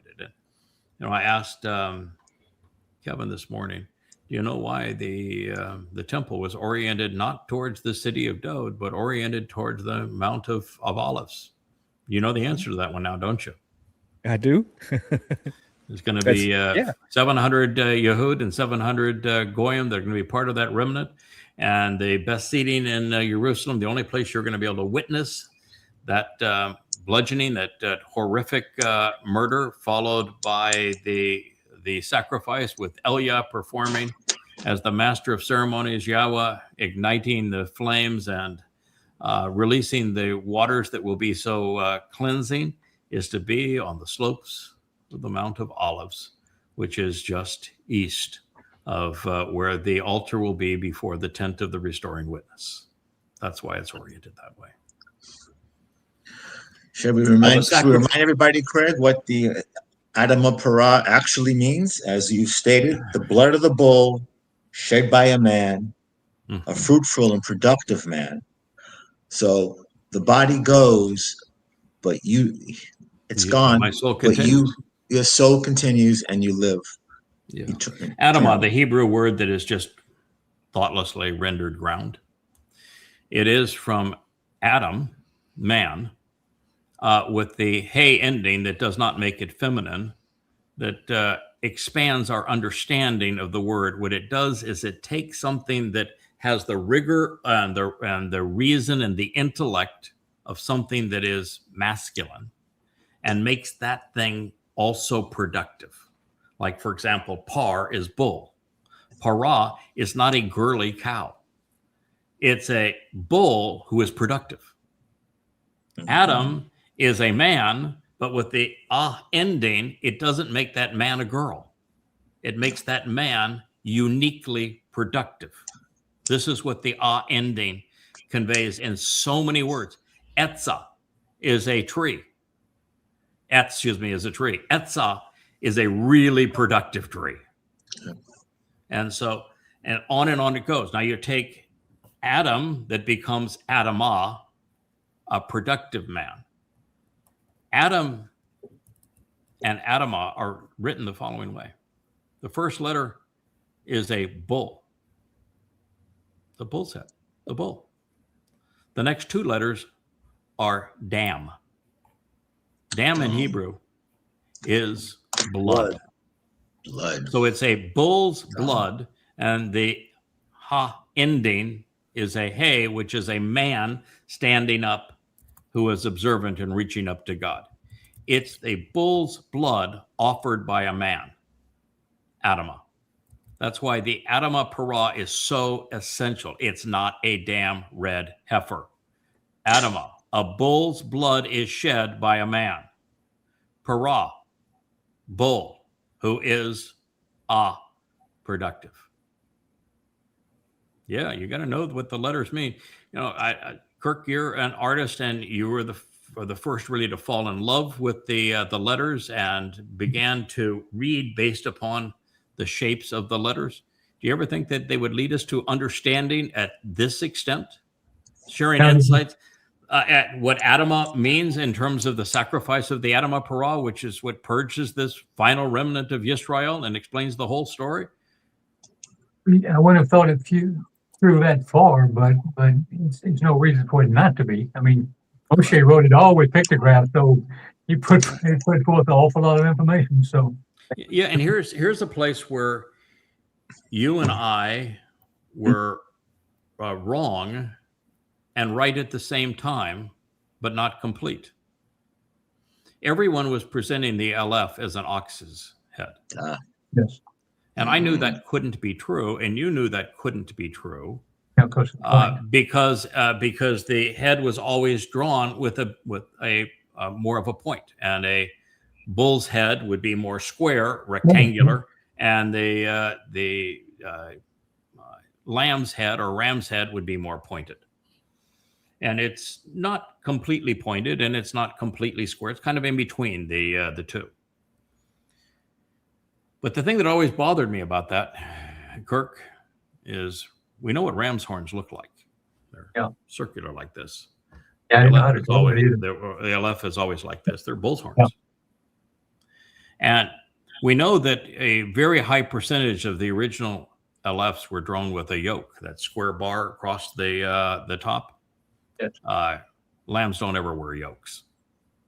Bulls do. And I always had a problem with an ox because an ox is a very odd creature. An ox is nothing but a castrated bull. Yes. How many people are going to castrate their wealth?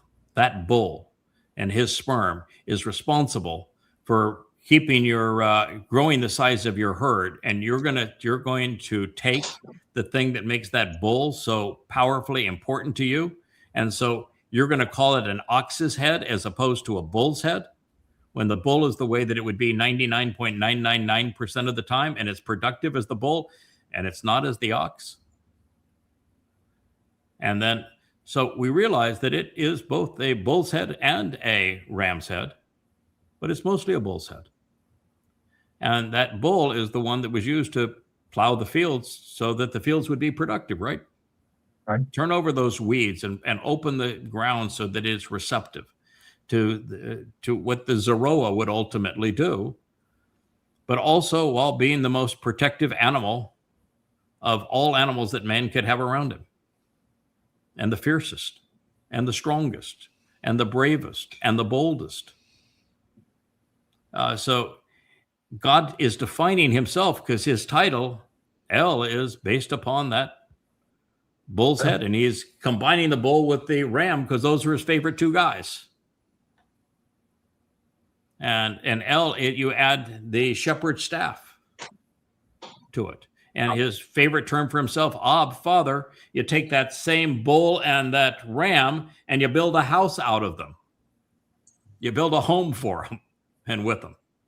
That's Ab, father. Versus El, God. So it's a powerful metaphor. But yes, the Adamah Parah is a bull's blood shed by a man who is in the role of a productive bull. Adamah Parah. That's why on the discussion in Devarim that comes first, and you can eat it whatever you want to eat, just do so sensibly. God twice says, first time he says, don't ever drink the blood because the blood is the life of the soul. Now, souls are not three-dimensional constructs. They're not energy. They're not matter. They're something that God has conceived that is beyond energy and matter. And so I can tell you they are unaffected physically by blood, aren't they? But what he's saying is it's the shedding of blood that's going to determine the fate of your soul, which means it's Passover and Towrah and the shedding of the blood that do that. And the first time he says, I want you to pour it out on the Amah, because that's all about Towrah. And the second, he says, I want you to pour it out in the Eretz, the land, because that again is what's going to happen on Towrah. And that's what also happened on Pesach. That's where the blood was poured out. It's a powerful message. And yet we have morons that want to argue about, should you eat kosher or not, as opposed to learning the lesson that's there.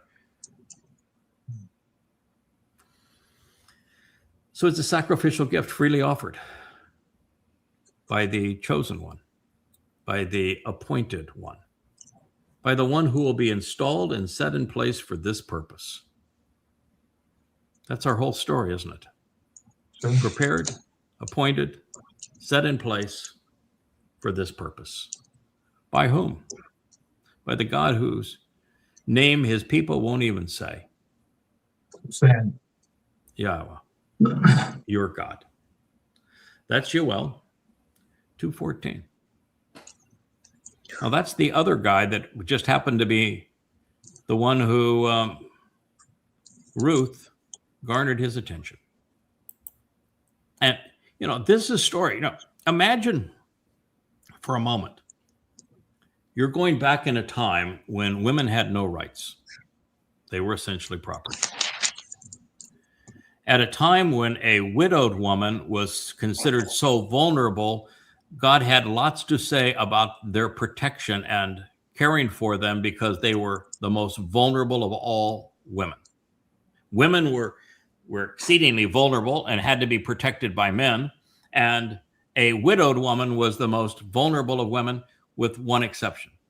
A childless widowed woman had zero value in that time and culture, anywhere in the world.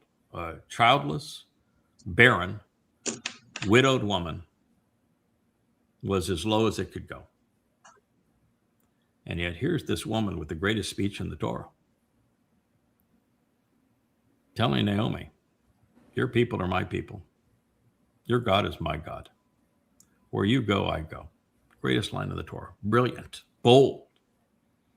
And she follows her to Bethlehem, which is really the capital city of what would become the Israelites. They weren't even Israelites at that time. Shiloh is the capital at the time of the judges. That's where the tabernacle was. Mm-hmm. However, Bethlehem is the heart. It was the heart of the land. Tabernacles in Shiloh, but the heart of the land is Bethlehem,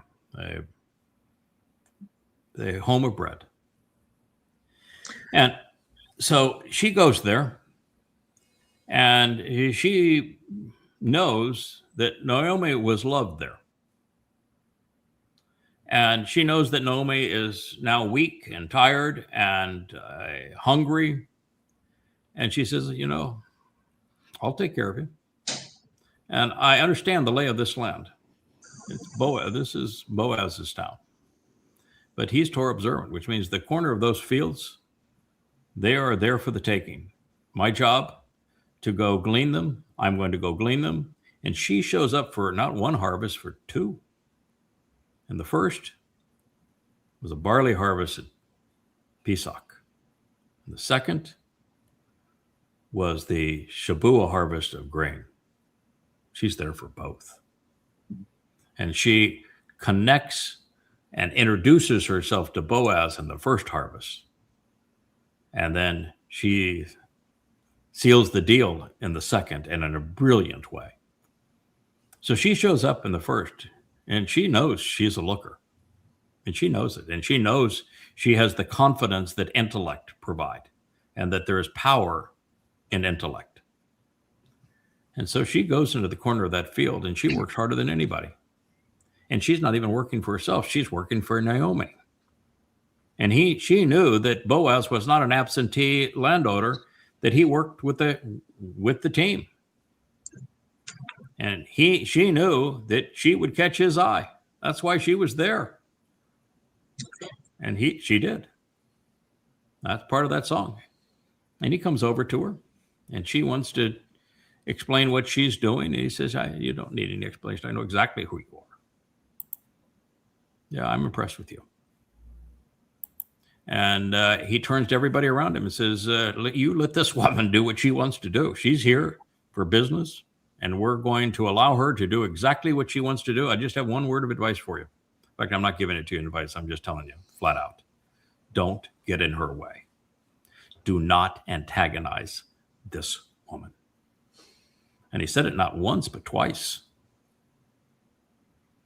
And then he watched her do her thing.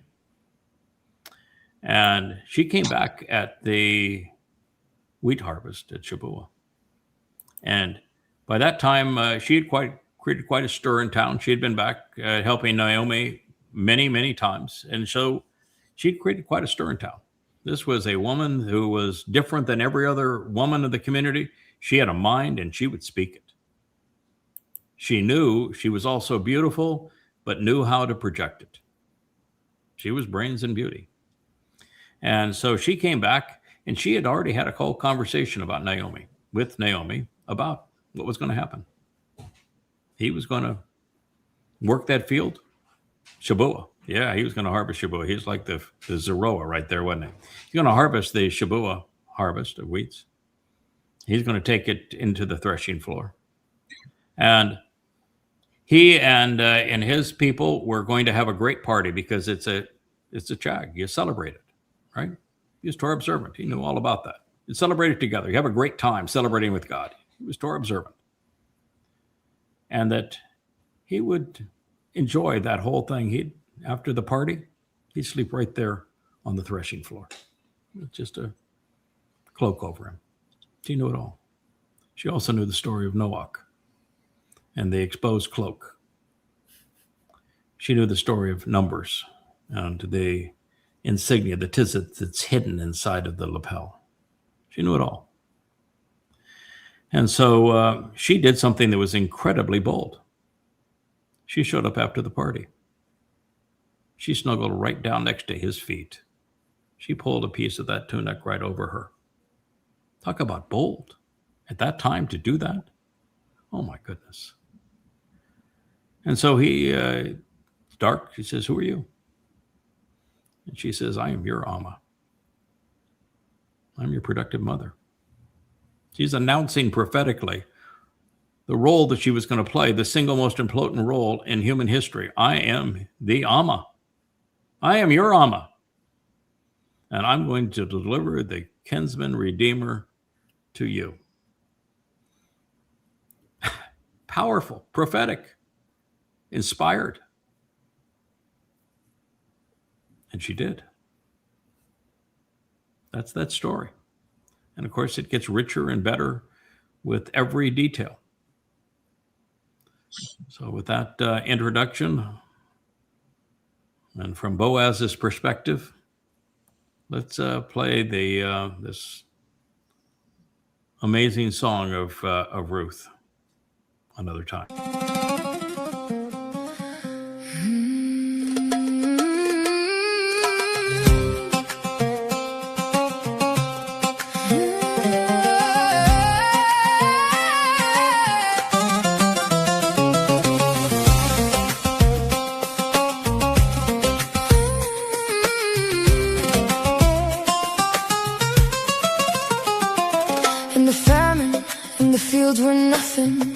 Called and hope wore thin. She came to glean where grain grew, a woman of measure, steadfast and true. Through grain and sun, through toil and need, she walked in trust, she learned to heed. And in the wind that moved the wheat, she found a shelter strong and complete.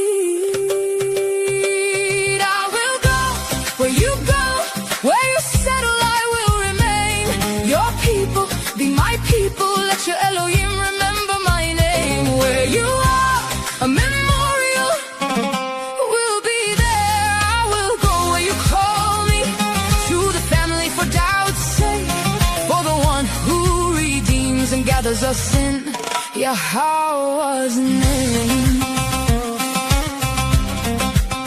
Yahowah's name.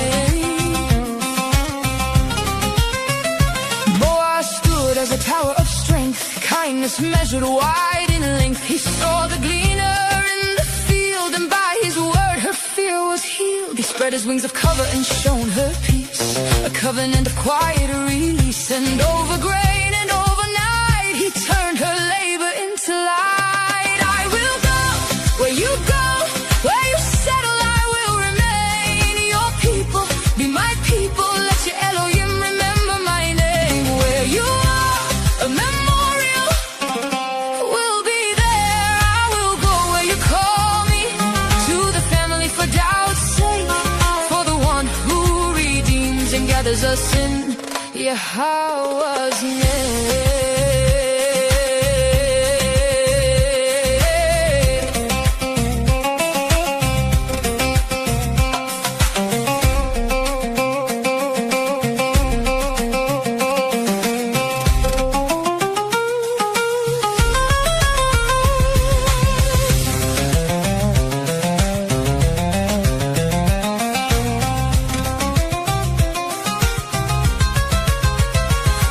How love was written, not in ease but in returning, not in taking but in giving, not in distance but in drawing near. Through thirst, through hunger, through the harvest, through the field and the promise, through Yahowah's family and the strong one who sows the grain.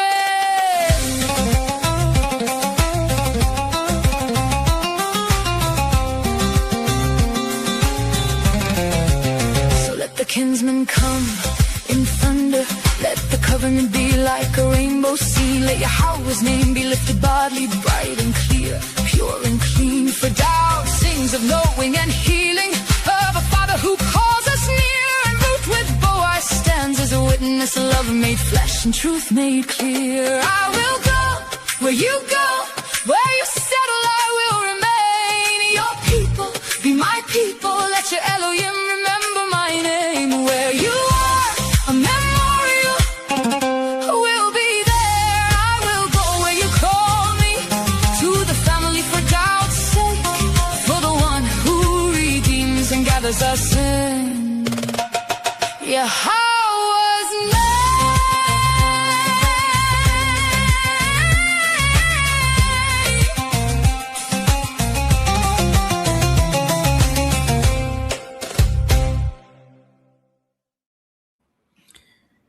You imagine God's reaction, expression, when he tells Leah 20 years ago to go ask Ruth.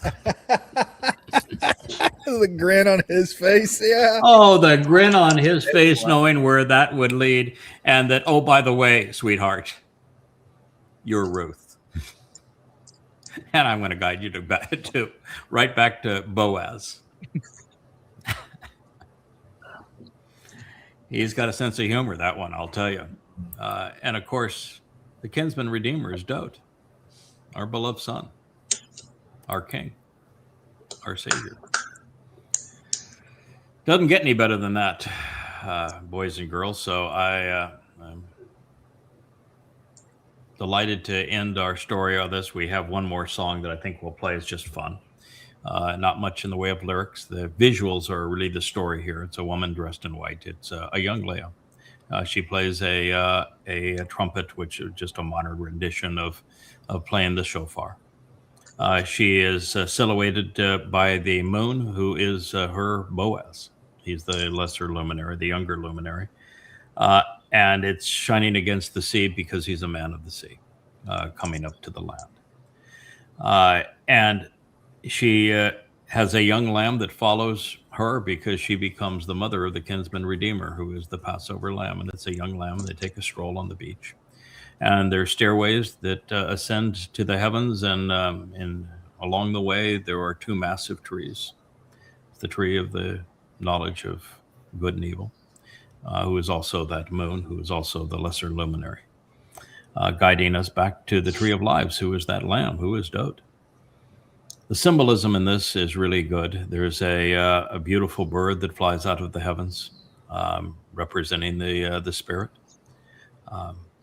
So I love the symbols, the graphic portrayal of these words, and I just think it's a It's a really beautiful song, and the woman who is a young Leah, it's Leah's face on a Leah's figure. Leah, it's Leah, but a younger version of Leah.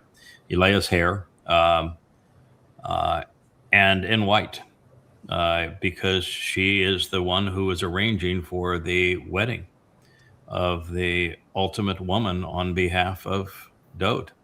Because when he returns, it's not just a homecoming, it's not just a family reunion, it's a wedding. And she is dressing and preparing and educating the ultimate bride for her son.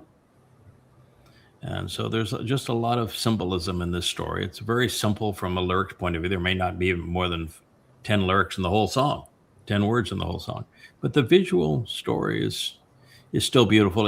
It's lovely. It's fun. It's uplifting. It's not like that Ruth song. I've now seen the Ruth song 3 times, and each time I cry. And I'm one tough dude, and I have about 1% emotions, and about 99% is reason. And yet I think of all that went into God telling Leah to go ask Ruth, and the story that he wove for us to find about that, and the role we would play together. It's just the greatest love story and the greatest prophetic revelation in the whole of the Torah, and no one has understood it until now. And wouldn't it be God's style that the 2 people that live it are the 2 people that get to tell it to you? Wow. So let's go ahead and have the Asher introduction. I do love the Asher introduction. It brings a wonderful smile to my face. For those who don't know, Asher is the dog who brought Leah and I together. She was 8 weeks old. I had just brought her home, and it was the time that I was at the airport to pick Leah up for lunch. And I was texting away, trying to rid myself of a little problem that I was dealing with. And I was so pleased that I was getting rid of this problem when Leah walked up, and I'd never seen a picture of her, so I had no idea who she was. But she recognized that because I had spoken of having Asher as an 8-week-old puppy. And so she came up and started talking to Asher. We're wearing darn near a trench coat and boots up to her past her knees. We're in South Florida. And, no one in South Florida wears anything but flaps and shorts. And so it was Asher who brought us together. And yeah, Asher is never going to forget it. And she's going to say, I'm going to remind you of this. But so to see Asher be part of these songs, it's a tender moment for us as well. And Asher, of course, it's funny. I named Asher over the first word that I translated. 25 years ago. Asher, trying to figure out when the world was going on with what I think is my favorite prophecy, at least prior to Ruth, which is in 2 Sam 7. And it's a relational term. It means that it's the way to show the path or the way to the benefits of the relationship. And I thought that was what a perfect name for a Labrador. So I named our Labrador puppy Asher. And to find out now that as we progress in the 31st Mashal word picture, it ends by entitling Leah Ashar. So it's the feminine version of Asher, written exactly the same way, and it means the benevolent and beneficial woman. And when I met Leah, her name was Lisa. Elise formally, but everyone called her Lisa. When I met her, she says, I don't like my last name. I had a horrible husband. And I don't like my birth name. My mother was mean to me and my father abandoned me. Can I have your last name and would you give me a new first name? That's not very often somebody asks you to do that. I said, sure, you're Leah. You're Leah Wynn. And she's been Leah Wynn ever since. Come to find out, it was Leah who announced that she was the Ashar. It's amazing. I'm sure God just laughed again when he says, "Oh yeah, nice name there, pal. You figured that one out, huh? The mother of Yahweh, and she's the one who announces that she's the Asher, and then you're going to write a Mizmowr, not a mashal, about her interactions with my beloved son Dowd, and you're going to conclude it by calling her the greatest of all women. She is Asher," and that was Leah. Is that the That's blessed? very the blessed, patient on his. the Story. blessed Yes. and beneficial woman, right? Yeah, blessed and beneficial. Is what it means. Yep. So there is a lot of layers to all of this, and it was in putting them together months ago that they are so intertwined and play out over such a prolonged period of time, and they're so specific to our lives that it was just okay. That's transformational. We're going to follow this because this is obviously part of the plot. So, Rich, before we do that, why don't you say hello to everybody? You've been hiding there behind all of your screens, making this show for us. And it is. I don't even have my screen set up. He doesn't even have his. He doesn't have his. Here we go. There's a Rich. There we go. There we go. There he I is. got to meet the oligarch of Bethlehem today. Yeah. Well, Yeah, that's pretty cool. Yeah, we had a whole conversation about oligarchs, and I was saying, I'm really fond of oligarchs. Let me tell you why. And so Rich said, "So you're the oligarch of Bethlehem?" I said, "I guess I was at the time, wasn't I?" And so not such a bad thing. But so it was a pretty amazing day we had. All in all, it's an amazing week. Yeah. It's been a busy week. Yeah, it has been. It's been extraordinary.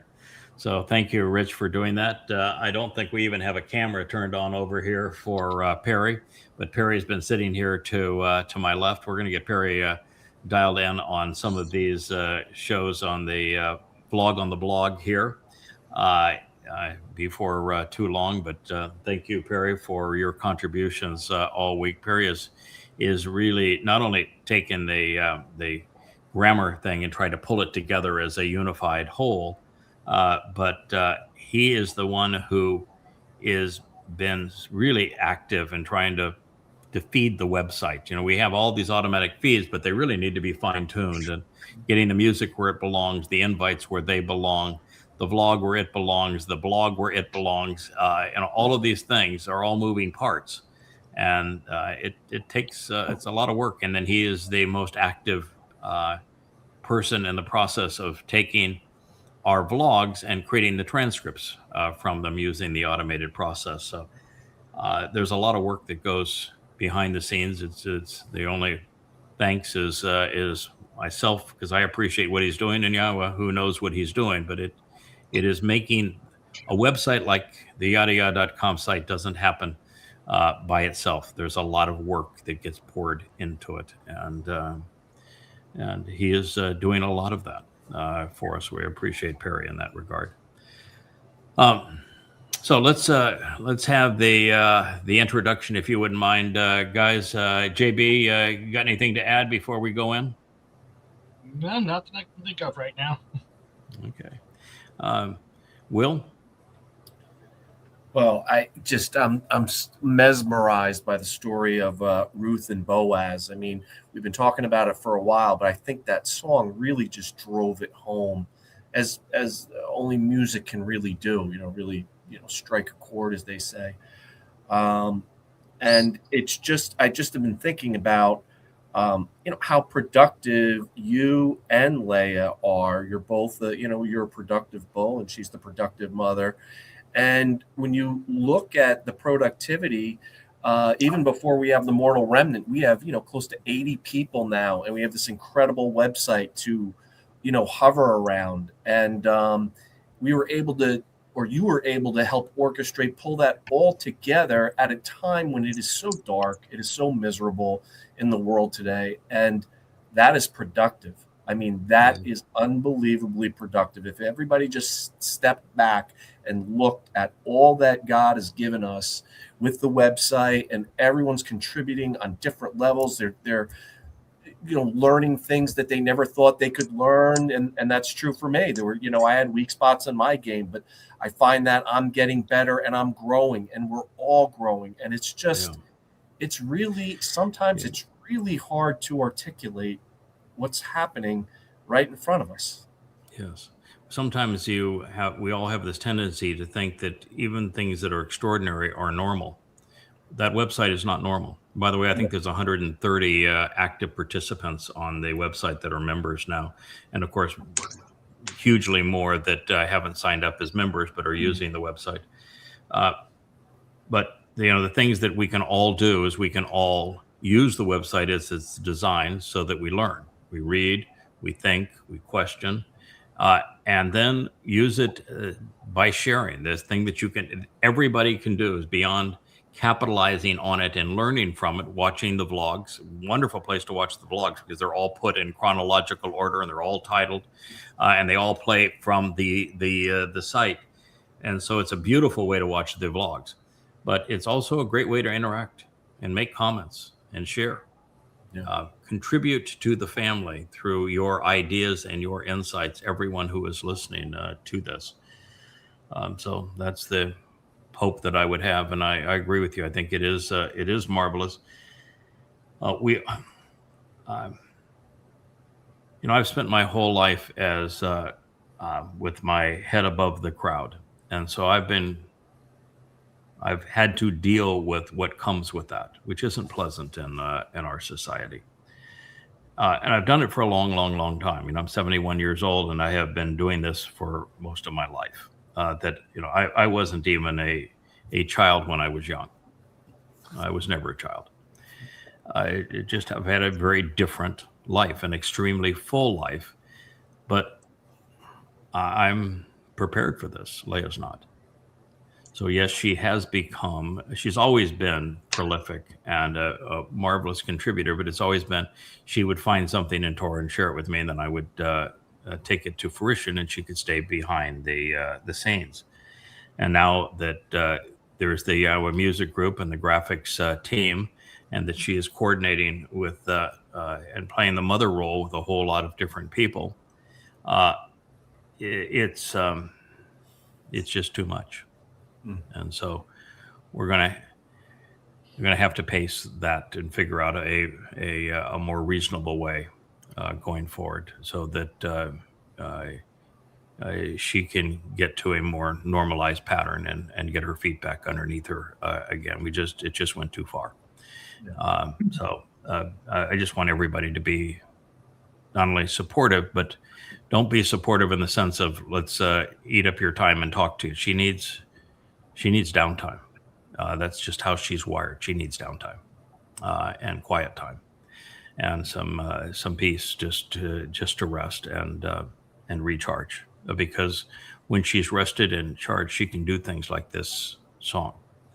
Now, I will tell you that while the song is beautiful, I think the lyrics are powerful and the music is moving.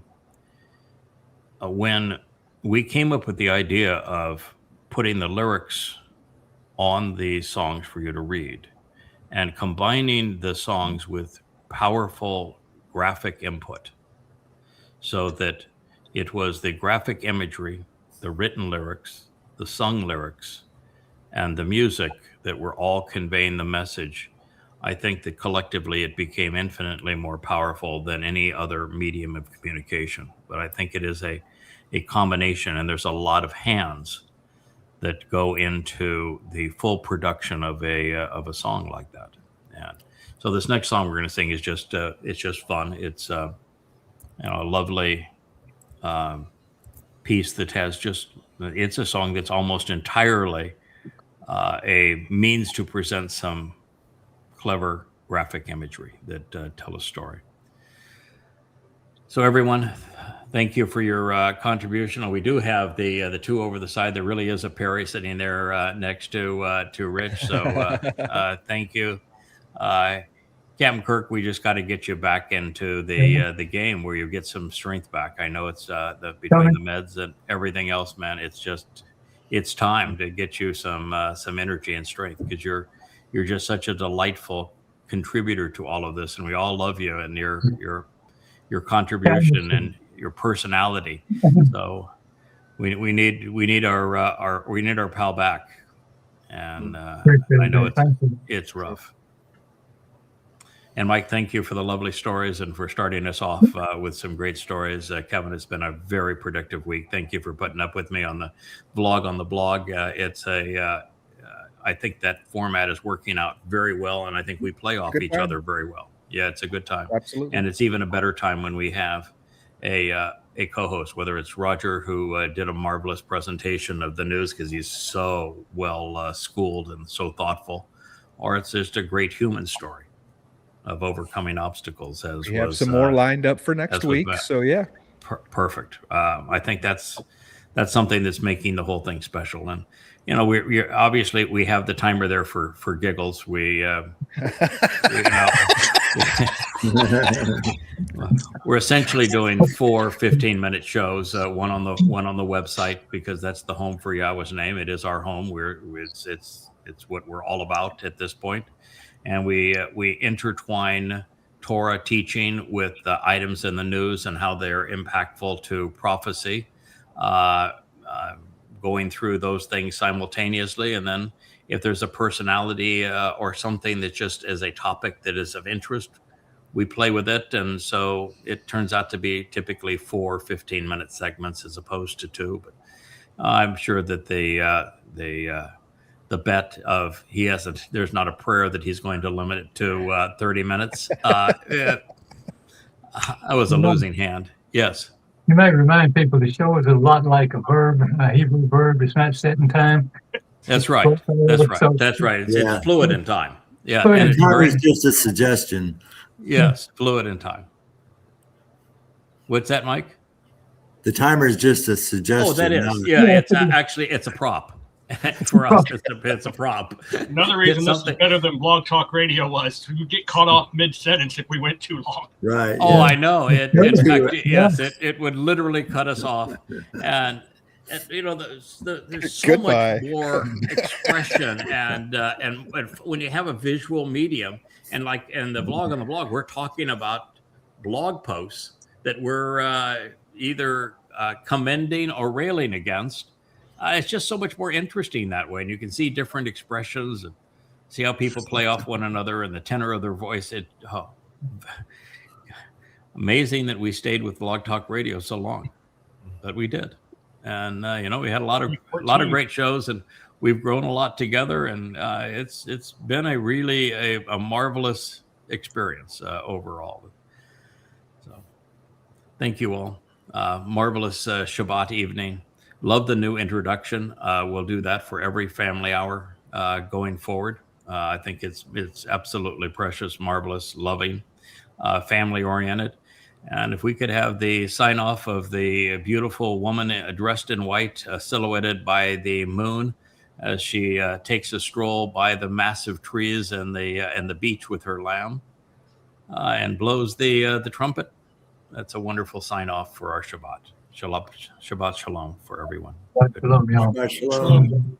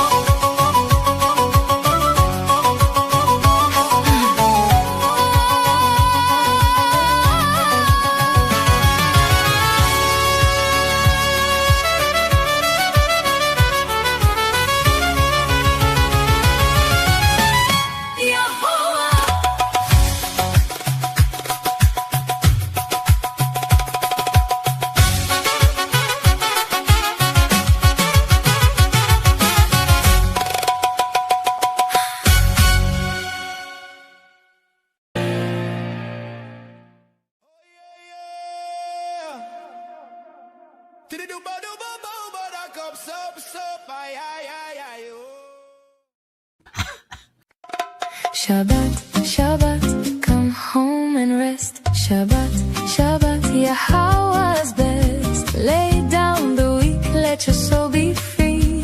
Shabbat, Shabbat, come back to me. 6 days we work, then we bask. We leave the noise to hear Yah's voice. We listen, we learn, we struggle to know. We walk with Yah through the mikri. Shabbat, Shabbat, come home and rest. Shabbat, Shabbat, Yahowah's best. Lay down the weak, let your soul be free. Shabbat, Shabbat, come